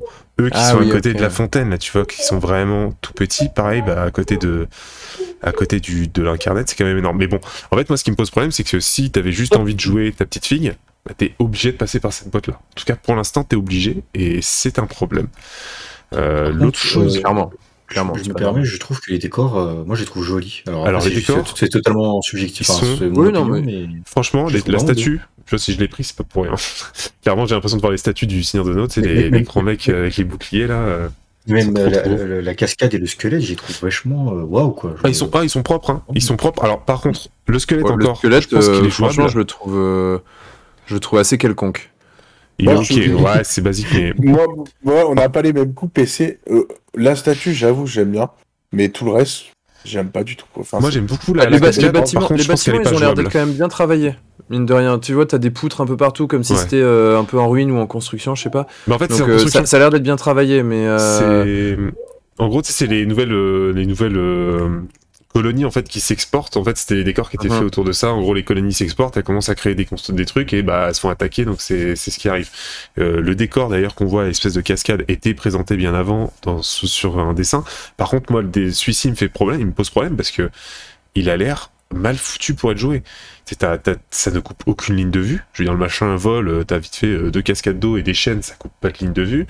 En plus, t'as l'air d'avoir une énorme zone avec l'escalier pour y aller. Après ça Clément, enfin, je sais que là-dessus, t'es vraiment à cheval, on va dire, à chaque fois qu'on en parle sur la règle.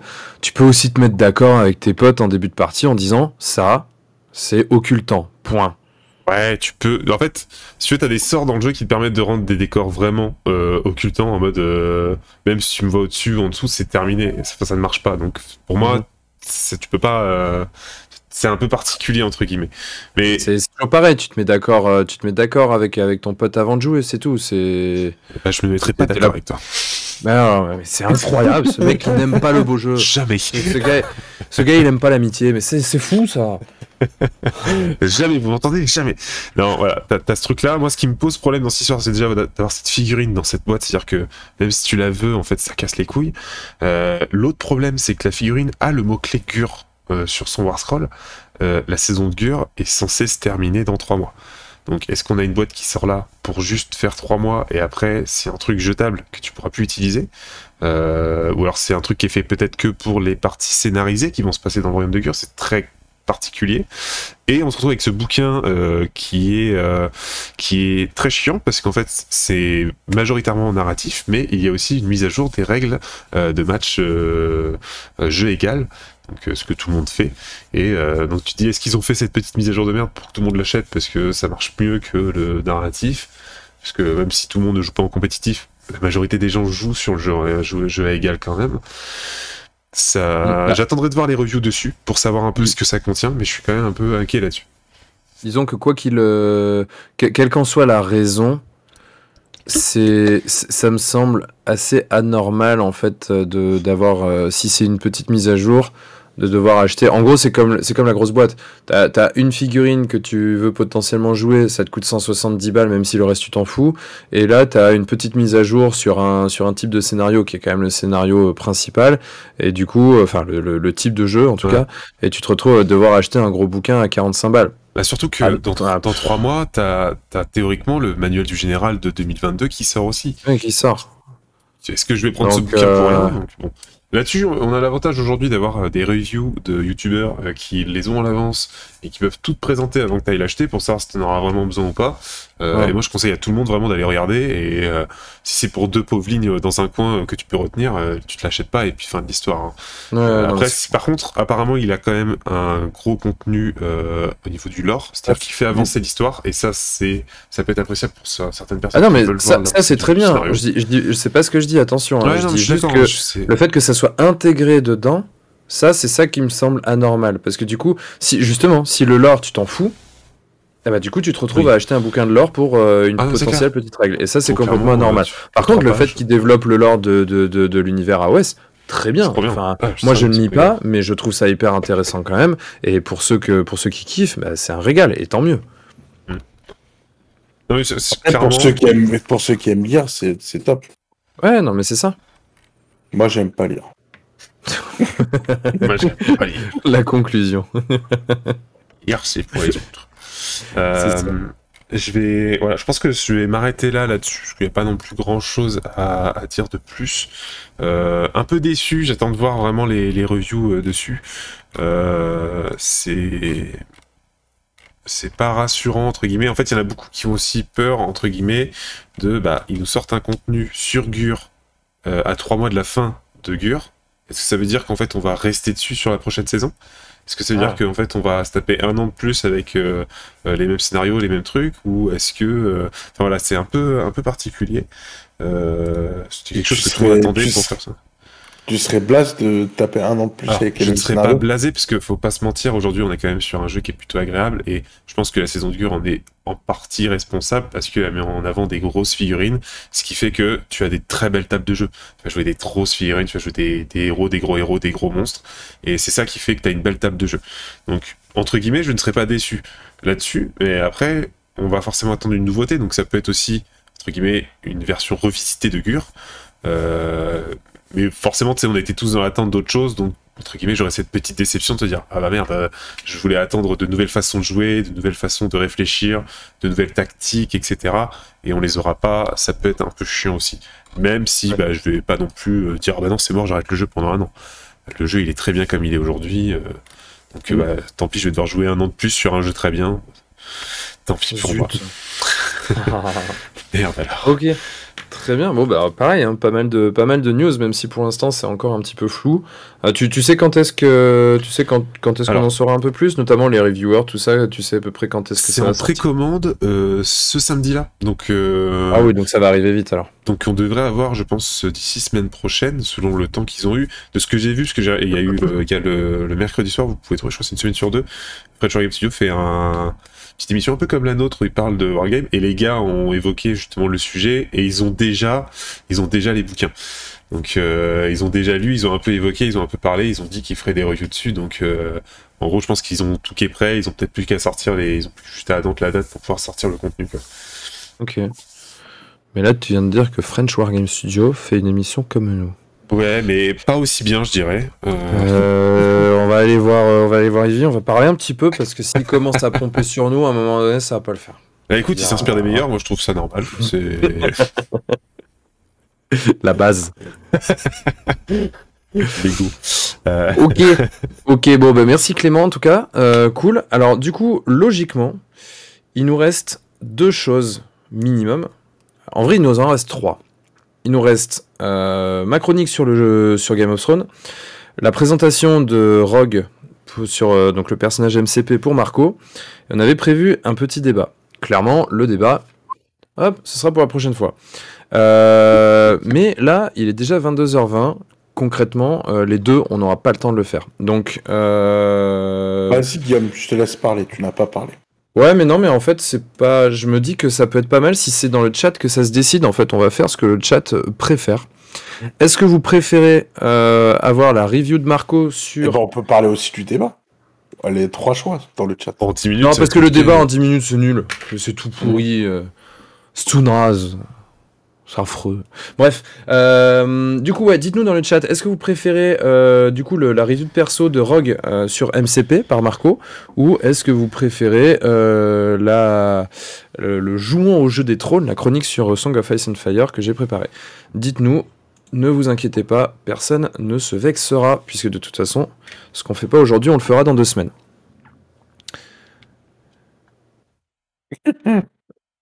Ça je comprends, Wag, je comprends parfaitement. Bon bah là déjà on a 2 MCP. Allez, on va dire que on va aller vite, hein. On va dire que si on a 3, c'est ça. Allez. Personnellement, non, bah moi ça m'arrange. Tu sais, j'ai passé pas mal de temps à la préparer, donc ça me fait plaisir de la présenter, mais en même temps, elle sera là pour la prochaine fois. Je m'en fous vraiment. Donc dites-nous, Wag et Monsieur Quetzalcoatl sont plutôt sur MCP. Après, Monsieur Quetzalcoatl, t'as pas trop son avis à donner, on l'a déjà dit plusieurs fois, c'est pas la peine. On n'est pas là pour révéler tes problèmes avec les gens, toi. Bah, je dis qu'on attend 3, mais s'il y a personne d'autre qui répond, ce sera MCP, les gars. T'as pas fait un sondage là? Sur le sondage, ça donne quoi? MCP, voilà. Quel enfoiré. Et ben donc c'est elle parle de quoi, Song of Ice and Fire? C'était sur les différents scénarios et la séquence d'un tour de jeu, enfin d'un round. Mais c'est pas grave, ce sera pour la prochaine. Allez Marco, vas-y, c'est à toi de présenter Rogue. Alors il y a quelqu'un qui dit qu'il veut une présentation de ASOASD. Ce personnage est sous LSD d'ailleurs justement. Et Monsieur Quetzalcoatl qui dit le bon choix c'est toujours celui opposé au goût de l'aventurier des jeux. Voilà. C'est de l'amour. Donc du coup on va présenter Rogue. Alors moi j'ai une petite question à mes camarades. Est-ce que vous savez qui c'est Rogue déjà? Tu l'as dit la dernière fois, ouais. Tu l'as dit la dernière fois, c'est la femme de Gambit, non, c'est pas ça? Oui, mais autrement. Bon, il a donné la réponse, Monsieur Cal. Ah, mais si, bah c'est Malicia, celle qui a la mèche blanche là, celle qui vole le pouvoir des autres. Et celle qui vole le pouvoir des autres, effectivement, que on retrouve dans les films de Marvel, mais pas que. Parce qu'avant d'être dans les films, c'était donc des personnages de comics. Et elle, en fait, elle a rejoint à la base la confrérie des mauvais mutants. Et elle a été accueillie par Mystique, qui l'a beaucoup aidé à être elle-même. Et après, par la suite, en fait, au tout départ, elle a été beaucoup en contact avec Captain Marvel, enfin Miss Marvel, Captain Marvel, justement. Et donc, elle a absorbé beaucoup de ses pouvoirs de Captain Marvel. Et comme elle a été en contact plus longtemps avec elle a conservé une partie des pouvoirs de Captain Marvel. Et comme vous l'aurez compris, le pouvoir de Malicia, c'est de capter les pouvoirs des autres mutants. Dans le film, du coup, on la voit aux côtés de Bobby, donc Iceman. Mais en tout cas, dans les comics, pas du tout. Cette romance n'existe pas, elle n'existe que dans les films. Et du coup, donc, dans la romance des comics, elle justement se marie avec Gambit, et c'est pour ça qu'elle s'appelle Anna Maria Lebeau. Et Gambit est un Cajun qui habite en Louisiane. Voilà pour la petite histoire du personnage. Oui. Tu parlais de tu parlais de la romance là de Malicia dans les films. Dans les comics, elle a cette proximité avec Logan ou pas? Pas du tout. Non, d'accord. Non, en fait, elle a pas été, elle rencontre pas Logan en fait. Elle rencontre la confrérie des mauvais mutants. C'est les premiers. Oui, ok, il y a vraiment rien à voir. Ok.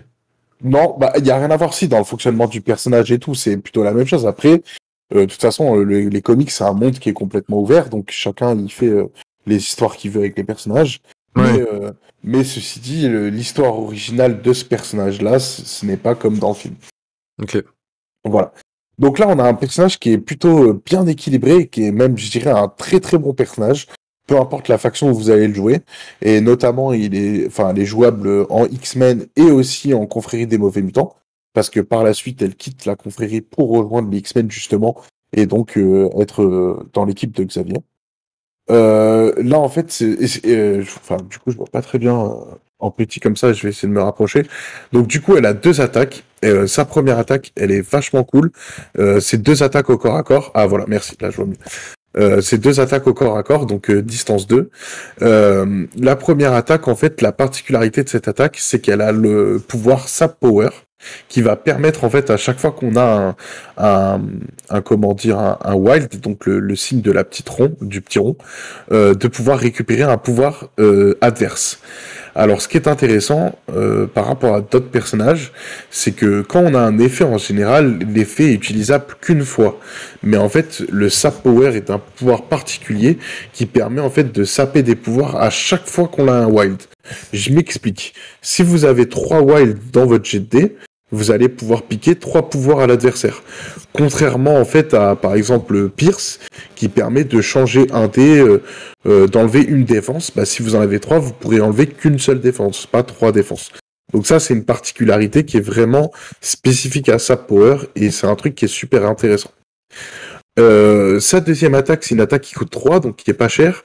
On aura affaire à 7 dés, donc plutôt grosse main de thé. Et en fait, ça donne automatiquement un lancer de taille 4. Donc on va pouvoir prendre une figurine et de taille 4 ou moins et l'envoyer sur ses potes ou sur un mur gratuitement. Enfin, je veux dire, il n'y a pas besoin d'avoir un effet pour pouvoir le faire. Donc on est sûr de le mettre à chaque fois. Au niveau de ses attaques, bah, comme elle a des attaques qui sont rapprochées au corps à corps, ils lui ont mis une charge qui va vous permettre pour une action de pouvoir vous déplacer et d'attaquer en même temps. Donc ça, c'est plutôt cool. 2 pouvoirs, c'est le coup normal de cette compétence. Elle a en plus un lancer d'objets. Donc pareil, elle peut envoyer les objets de taille 4. Là, elle pourra pas envoyer les personnages, contrairement à d'autres personnages qui permettent de le faire. Un coup de 3, c'est tout à fait normal. Et là, en fait, on a son pouvoir spécifique qui est vraiment cool, Mutant Absorption, qui va vous permettre, en fait, si vous le couplez à l'attaque de base, de pouvoir en fait lancer 5 dés. Si vous obtenez en fait des critiques, des wilds et des touches sur les dés, vous allez pouvoir enlever un pouvoir par dé que vous avez obtenu. Donc on va dire que si vous faites un jet perfect, vous allez pouvoir enlever 5 pouvoirs maximum. Ce qui est intéressant, c'est que si la personne, le personnage que vous tapez, à qui vous faites ça, n'a plus de pouvoir disponible, vous lui enlevez des points de vie. Donc là, si vous avez bien compris la mécanique de jeu, sa première attaque, elle permet, si tu as des wilds, d'enlever les pouvoirs au mec. Donc toi, en plus, à chaque fois que tu vas mettre des dégâts, tu vas gagner des pouvoirs. Et avec ces pouvoirs, tu vas pouvoir faire une fois par tour son super pouvoir qui permet justement d'enlever des pouvoirs et des points de vie si tu l'as déjà enlevé tous ces pouvoirs. Donc c'est un personnage qui est très très très violent. Pour moi, en fait, entre les lancers, le super pouvoir, son attaque de base, bah, elle peut ruiner un gars assez facilement par tour. Mais vraiment. C'est une machine à tuer, cette meuf. Et on a sa compétence qui est très fluff, crime mutant psychologie. Et en fait, ça réduit les dégâts de 1 à chaque fois qu'on lui met des dégâts avec un minimum de 1. Et ça, c'est quand même énorme. Et ça respecte le fluff du fait qu'elle était en contact beaucoup avec Captain Marvel. Donc voilà en gros et rapidement le personnage, comment il fonctionne. Est-ce que vous avez des questions par rapport à sa stratégie, les gars? Du coup, tu dis qu'elle peut facilement shooter du mutant. Mais du mutant ou autre chose, hein. Du mutant du perso, pardon, je dis n'importe quoi. Mais ça reste quand même on est d'accord, ça reste quand même plutôt du cac, non? Ouais, c'est du cac, ouais, mais okay. Pas que, parce que avec son lancer, du coup, elle peut lancer un objet qui est à distance 2 de elle d'une réglette de M. Non mais donc elle peut faire aussi un peu de distance. Ouais, en fait c'était pour enchaîner sur mon autre question, parce que là on a bien senti du coup le potentiel offensif de ce personnage, mais étant donné que c'est un personnage de cac, du coup est-ce qu'elle a la résistance nécessaire, ou est-ce qu'elle peut faire un peu popcorn en mode j'y vais, ok, je fume un mec, mais du coup je me fais fumer en retour? Non, elle a de la résistance parce qu'elle a 6 points de vie sur chacune de ses faces, donc ce qui est plus que la moyenne. Et derrière, en fait, tu réduis les dégâts que tu lui mets de 1 à chaque fois. Ouais. Donc, du coup, elle est là pour tanker un minimum. Après, voilà, si dans ton roster de cartes, tu mets un medpack qui te permet de te soigner ou ce genre de choses, tu peux la garder plus longtemps. Mais clairement, de toute façon, n'importe quel personnage, si tu décides de le tomber avec plusieurs personnages, tu peux toujours le tomber. Ouais. Là, elle a quand même une résistance physique qui est à 4. Donc, elle a 4-3-3. On est sur des stats de défense qui sont plutôt pas mal. Okay. Bon, en tout cas, c'est un personnage qui est très très joué, qui est instant pick dans pas mal de compos, notamment X-Men et Confrérie des Mutants. Moi, en tout cas, je la trouve vraiment forte. Enfin, en X-Men, il y avait beaucoup de personnages qui étaient un peu flébards. Et ben, elle, clairement pas. Est-ce que du coup, donc, au final, c'est quoi? Donc, c'est un personnage qui a beaucoup de patates, qui peut... Un personnage de corps à corps qui peut te laver qui il veut, parce qu'en gros, si tu cumules tout, tu vas pouvoir faire 2 attaques, 2 lancers, et un super pouvoir qui te sape les pouvoirs ou ta vie. Ouais. Donc en gros, tu vas pouvoir taper 5 fois, hein, si je te résume, un personnage. Donc même si tu mets 1 dégât à chaque fois, bah, ça t'a niqué 5 points de vie, ce qui est quand même énorme. Tu vois, beaucoup de personnages ont 5 points de vie. Mais en sachant qu'avec le potentiel qu'elle a, elle fera beaucoup plus mal que 5 points de vie. Ouais, non, mais c'est pour ça. Du coup, c'est personnage fort parce que elle peut fumer des types un peu comme elle veut. Personnage résistant parce que elle peut, voilà, elle peut s'enlever. Elle encaisse bien, quoi. Du coup, quel est son point faible? Bah, son point faible, c'est qu'elle se déplace à M, donc faut qu'elle aille au corps à corps. En gros, si tu la fumes avant qu'elle aille au corps à corps, ça peut être problématique. Mais il y a des façons de parer ça, et notamment elle a le vol, donc ce qui lui permet de passer au travers les décors sans avoir une diminution de sa réglette de mouvement. Okay. Donc non, elle est plutôt bien. Après, en fait, les points faibles de ce genre de personnage, c'est soit tu les repousses et ils n'ont pas le temps d'arriver au corps à corps, et donc du coup tu les éloignes toujours de la partie et les mecs ils font rien au final, soit en fait tu arrives à les buter avant qu'ils arrivent au corps à corps. Ok. Bon, ça a l'air d'être quand même un personnage bien complet, quoi. Qui a l'air de pas être facile. Parce qu'en fait, là, du coup, tu l'as présenté, on va dire, comme si on l'a joué. Moi, je réfléchis un peu à l'inverse pour compléter tes propos en me disant, je tombe face à ça, qu'est-ce que je peux faire, quoi? À part en gros, la fuir, quoi, limite. C'est ce que je te dis, donc la repousser. Ouais. En fait, tu as des personnages qui vont te permettre de pousser les mecs à distance, et donc tu vas essayer toujours de la garder à distance, ou bien de lui tomber dessus et d'être sûr de la shooter. Avec, voilà. En gros, elle n'est pas le temps de riposter. Voilà. Ok. Donc tu la charges avec un dragon et... Ah non, merde, c'est pas le même jeu, ça, pardon. Ouais, bah, plus ou moins. Tu vois, si tu peux la shooter... Plus ou moins. Ah, mais si, on a le droit. Attends, MCP, c'est permissif. Hein. Non, mais par exemple, tu penses à un dragon, allez, on va jouer, on va s'amuser avec ça, mais tu as... comment il s'appelle pas le pote à Luke Cage, je sais plus comment il s'appelle là, Iron Fist. Bah Iron Fist, il a le point du dragon, et justement s'il lui met son attaque point du dragon dans la gueule, ça a fait une force attaque, et si le personnage n'a pas joué, il est activé. Donc en gros, il lui met le point du dragon, il va déjà bien la niquer, et en plus il va lui rajouter un token activé, donc elle pourra pas jouer le tour où il l'a tapé. Donc par exemple, ça ce sera un bon contre pour ce personnage là. Ok, d'accord. Du coup, si on peut passer à la diapo d'après, parce qu'elle est accompagnée de cartes. Et donc là, on a la carte qui est ultra fluff, magnifique d'ailleurs le dessin, où c'est pardonne-moi mon sucre, en gros, et elle peut en fait voler les pouvoirs des autres gars avec qui tu joues avec. Donc là, notamment, tu peux jouer avec elle en X-Men et en confrérie. Donc on voit, il y a Wolverine qui est un X-Men, Cyclope X-Men, Storm X-Men, Deadpool X-Men et Magneto qui est un confrérie. Ce qui est intéressant dans cette carte, c'est que c'est pas précisé que c'est un Storm ami ou un Deadpool ami. Ça veut dire que si en face de toi, il y a quelqu'un qui joue X-Men, X-Force ou confrérie et qu'ils ont ces personnages-là, tu vas pouvoir utiliser cette carte sur leur personnage. Et là, l'intérêt, en fait, c'est qu'à chaque fois, elle vole une compétence qui se trouve sur la carte des personnages en question, et elle peut l'utiliser, et en contrepartie, le personnage prend un dégât. Donc quand c'est ton adversaire qui a ce personnage-là, bah c'est top, tu lui fais mal, et en plus, tu utilises une compétence.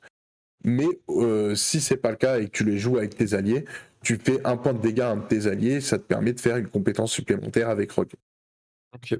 Donc là, en l'occurrence, si t'as Wolverine, je te la fais courte, tu peux te soigner. Si t'as Cyclope, tu peux mettre une attaque de zone avec son laser blast. Si c'est Storm, du coup, tu rajoutes des dés en plus à tes prochaines attaques. Si c'est Deadpool, il te permet de faire perdre des pouvoirs à tes adversaires. Et si c'est Magneto, du coup, tu gagnes couvert, donc tu peux te protéger plus pendant ce tour-là. Voilà. Et il faut être au CAC, donc à distance 2, des personnages sur qui tu tournes le pouvoir. D'accord. Voilà. Donc là, on peut passer à la carte suivante. Bon, je trouve que cette carte, elle est super intéressante pour le coup. Et là, on a une deuxième carte qui permet en fait de tanker des attaques qui pourraient cibler un autre personnage. Donc en gros, si un mec adverse déclare une attaque et que c'est dans la ligne et que Rogue se trouve dans la ligne de vue et la portée de cette attaque, elle peut dire au personnage adverse, soit tu payes un pouvoir, et dans ces cas-là, tu peux faire ton attaque comme tu voulais, soit si tu peux pas payer ou si tu veux pas payer le pouvoir, dans ces cas-là, c'est moi qui tank l'attaque, et donc ça permet que Rogue elle soit au corps à corps. D'accord. Pas que Rogue prenne l'attaque à la place d'un autre personnage qui pourrait être fragile ou mourir. Ah oui, c'est un bouclier, quoi. Ok. C'est un bouclier, mais pour que ça marche, il faut que le mec il n'ait plus de pouvoir. Mais par exemple, si le gars a 3 pouvoirs, il veut lâcher une super attaque qui lui coûte 3, mais il en a pas 4, bah toi, si tu joues cette carte, et ben le mec il est baisé, il sera obligé de taper Rogue. Donc ça, c'est plutôt cool pour tanker, pour sauvegarder un personnage que tu aurais besoin de sauvegarder. Ok. Voilà, et il me semble que j'ai pas mis d'autres cartes. Ah, j'ai précisé le scénario, mais je crois que j'en avais parlé la dernière fois. Du coup, dans ce pack-là, avec Gambit et Rogue, on a un scénario. C'est un scénario qui est surtout bien si vous le jouez en syndicat du crime, parce qu'il y aura 5 tokens sur la table de jeu, et à chaque fois que tu contestes un token, tu gagnes 1 point de victoire, et ceux qui sont proches des tokens et qui ne sont pas contestés par d'autres personnages, ils obtiennent le couvert, donc ça te permet de mieux tanker des attaques. Donc, comme en syndicat du crime, ça te permet de compter 2 personnages au lieu d'1 quand tu fais des contestations.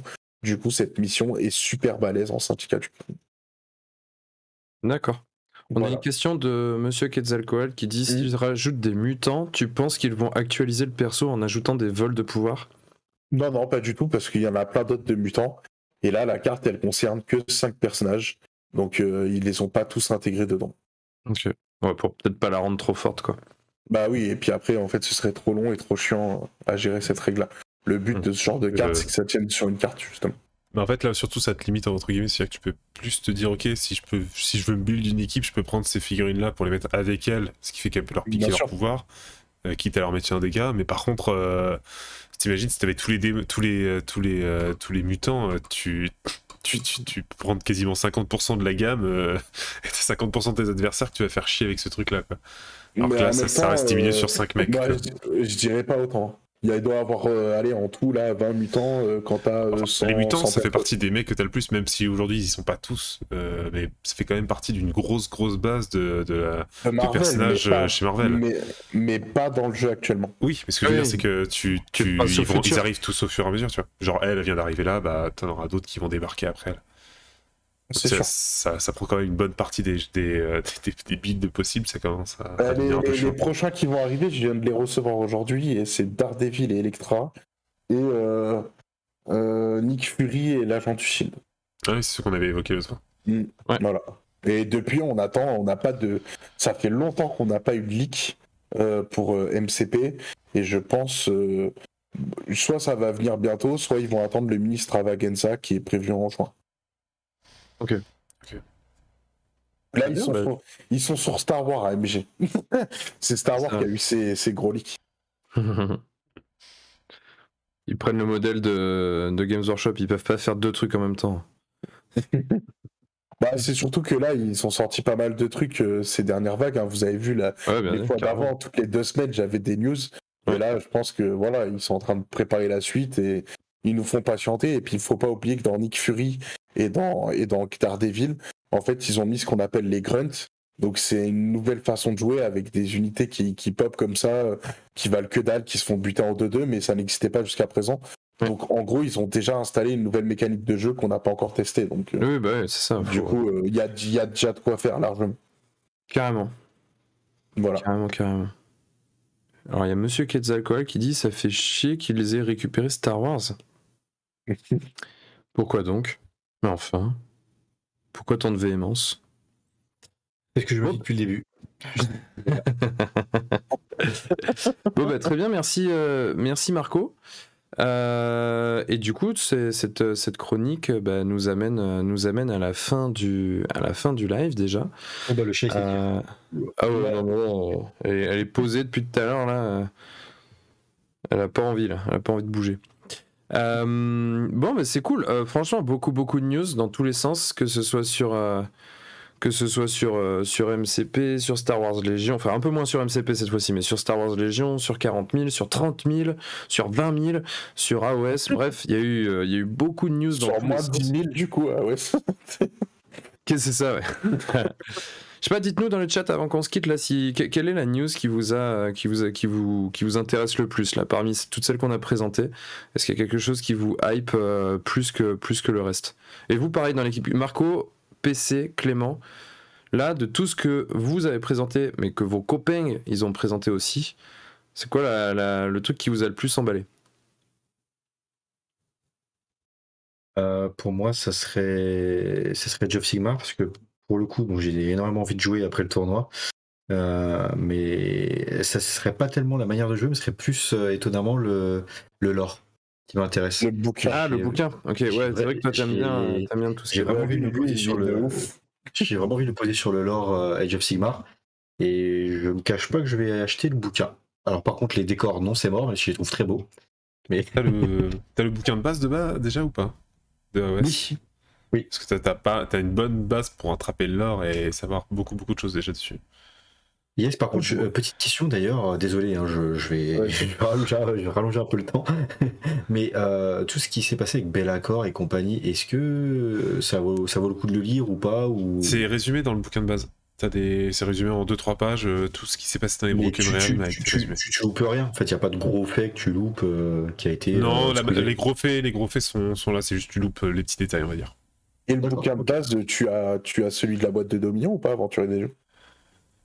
Le bouquin de base, je suis de la boîte de Dominion. Non, j'ai acheté le livre de règles. Je crois qu'il est plus complet, celui de la boîte de Dominion. Non, c'est le même que... C'est le gros bouquin comme ça. Ouais. C'est le même, c'est juste la couverture qui est la couverture sur collector okay. dans le cas des Dominions. D'accord. Okay. Et tu l'as celui-là, Aventurier des Jeux ou pas? Oui. Ok. Le livre c'est de celui-ci où règles, dedans t'as tout et tu vas trouver aussi ce qui s'est passé donc dans les Broken Realms. Ok, ça marche. Donc pour PC, c'est le livre avec le lore. Pour Scarlix dans le chat, c'est le squat et Rogue. Pour vous, Marco, Clément? Moi, ça sera, je pense, les Pikes de Star Wars Légion. Ah, yes, ok. Je pense que j'ai plus kiffé sur Okay. Moi, j'avoue, la grosse boîte de Star Wars Légion, mais direct. Ouais. Ok. Après, Rogue, je l'ai déjà, donc... Oui, bah oui. Non, mais après, ça compte quand même. C'est pas parce que tu l'as déjà que pour toi, Guillaume, ça peut pas te hyper. Moi, le truc, en fait, c'est que l'univers de Warhammer 40 000, me plaît moins. Donc du coup c'est vrai que j'ai toujours un peu plus de mal à accrocher, même si là tu vois la grosse boîte de Tyrannide, j'étais en mode oh, c'est joli ça. Après AOS, la partie AOS, y a rien qui m'a marqué dans le bon sens en tout cas. Et du côté de Marco, dans Star Wars Légion, j'ai quand même, je trouve que la grosse boîte forcément elle est sympa, mais si je devais recentrer, je dirais ouais peut-être les Mandaloriens en mode Dark Maul là, ils avaient mais en fait justement tête. ils se jouent avec tout le monde. Oui non mais je parle du sujet. Après du coup oui ils sont dans la boîte quoi. C'est à $70, à part c'est $35. Ouais. Donc, vaut mieux prendre la grosse boîte. Ah, c'est clair. Mais voilà quoi, du coup non, pas mal de news, c'était sympa. Écoute, du coup je pense qu'on va se quitter là-dessus. Je vais juste te faire un dernier petit truc. Ouais. Regarde bien les Clone Wars. T'arrives au moment où c'est la meilleure partie des Clone Wars. Ouais, non mais je m'en regarde 1 ou 2 par jour quand je me prends ma pause pour manger le matin ou le midi. Donc j'avance petit à petit à mon rythme. Ah mais c'est pas vrai ça. Hop, maltraitance de chat en direct. Clippez ça. C'est ça. Il y en a qui ont eu des problèmes. Bah écoute, du coup, fin de ce live. Les copains, merci de nous avoir suivis. J'espère que ça vous a plu. J'espère que toutes ces news là, ça vous aura emballé. Comme d'hab, n'hésitez pas à nous faire vos retours. Du coup, pour moi, pour la chronique sur Song of Ice and Fire, faudra attendre dans 2 semaines parce que du coup, je vais la garder pour ce moment-là. Hein, et puis vous l'aurez au menu du prochain Entre-deux guerres. D'ici là, sur Entre-jeux Studio, il y a pas mal de choses qui se passent. Dès demain, avec un let's play sur Gloomhaven. Donc à partir de... C'est à 21h le live. Donc n'hésitez pas si le jeu vous branche. Et après, sinon, on passe à la semaine prochaine. Je regarde en même temps que je vous parle le calendrier. On aura les cartes sur table lundi. On aura aussi une Ludic Squad mercredi. Et il y a un live peinture qui se profile jeudi prochain. Le live peinture d'ailleurs se profile plutôt à 8h, c'est ça? Vous avez prévu 8h? Parce que je sais que vous serez tous les 3 dedans. 20h ou 21h? Vous n'avez pas encore? Bref, suivez. De toute façon, on communiquera dessus, mais jeudi prochain, jeudi soir, il y aura probablement, très probablement même, un live peinture où chacun va venir peintouiller des trucs un peu différents d'ailleurs. Hein, du AOS, Toi, c'est quoi que t'as prévu, Marco? Du Star Wars Légion? Du Star Wars Légion, je pense, ouais. PC, tu t'avais dit que tu faisais un truc toi aussi, non? Les Chosen Axe Fire Slayer. Ah oui, c'est ça, du pyro tueur AOS. Yes, parfait. Écoutez les copains, du coup, comme d'habitude, on va se faire le petit mot de la fin. Et aujourd'hui, ça va tomber en premier sur... Oh, PC, t'as eu le regard de je veux pas que ça soit moi. Pouf, c'est comme ça. Bière et fun. Ouais. Beer and fun, guys. Ok, Marco? Merci de nous avoir regardés, c'était cool. On a passé encore une bonne soirée. Et à la prochaine. Clément? Moi, c'est un truc que je vais essayer de dire souvent. Restez, on va faire un raid. Ah, waouh! Je crois que depuis qu'on fait cette émission, j'ai toujours fait le mot de la fin et je crois que c'est la première fois qu'il y a un truc utile qui est dit. C'est génial. Un plaisir. Non mais c'est cool, ouais, restez si on peut faire un petit raid, c'est toujours sympa. Écoutez les copains, on vous laisse là-dessus, bonne soirée à tout le monde, et puis on vous dit pour la plupart des gens de cette équipe à la semaine prochaine. Moi je pense que je n'y serai pas, et donc du coup je vous dis à dans 2 semaines. Ciao tout le monde. Ciao.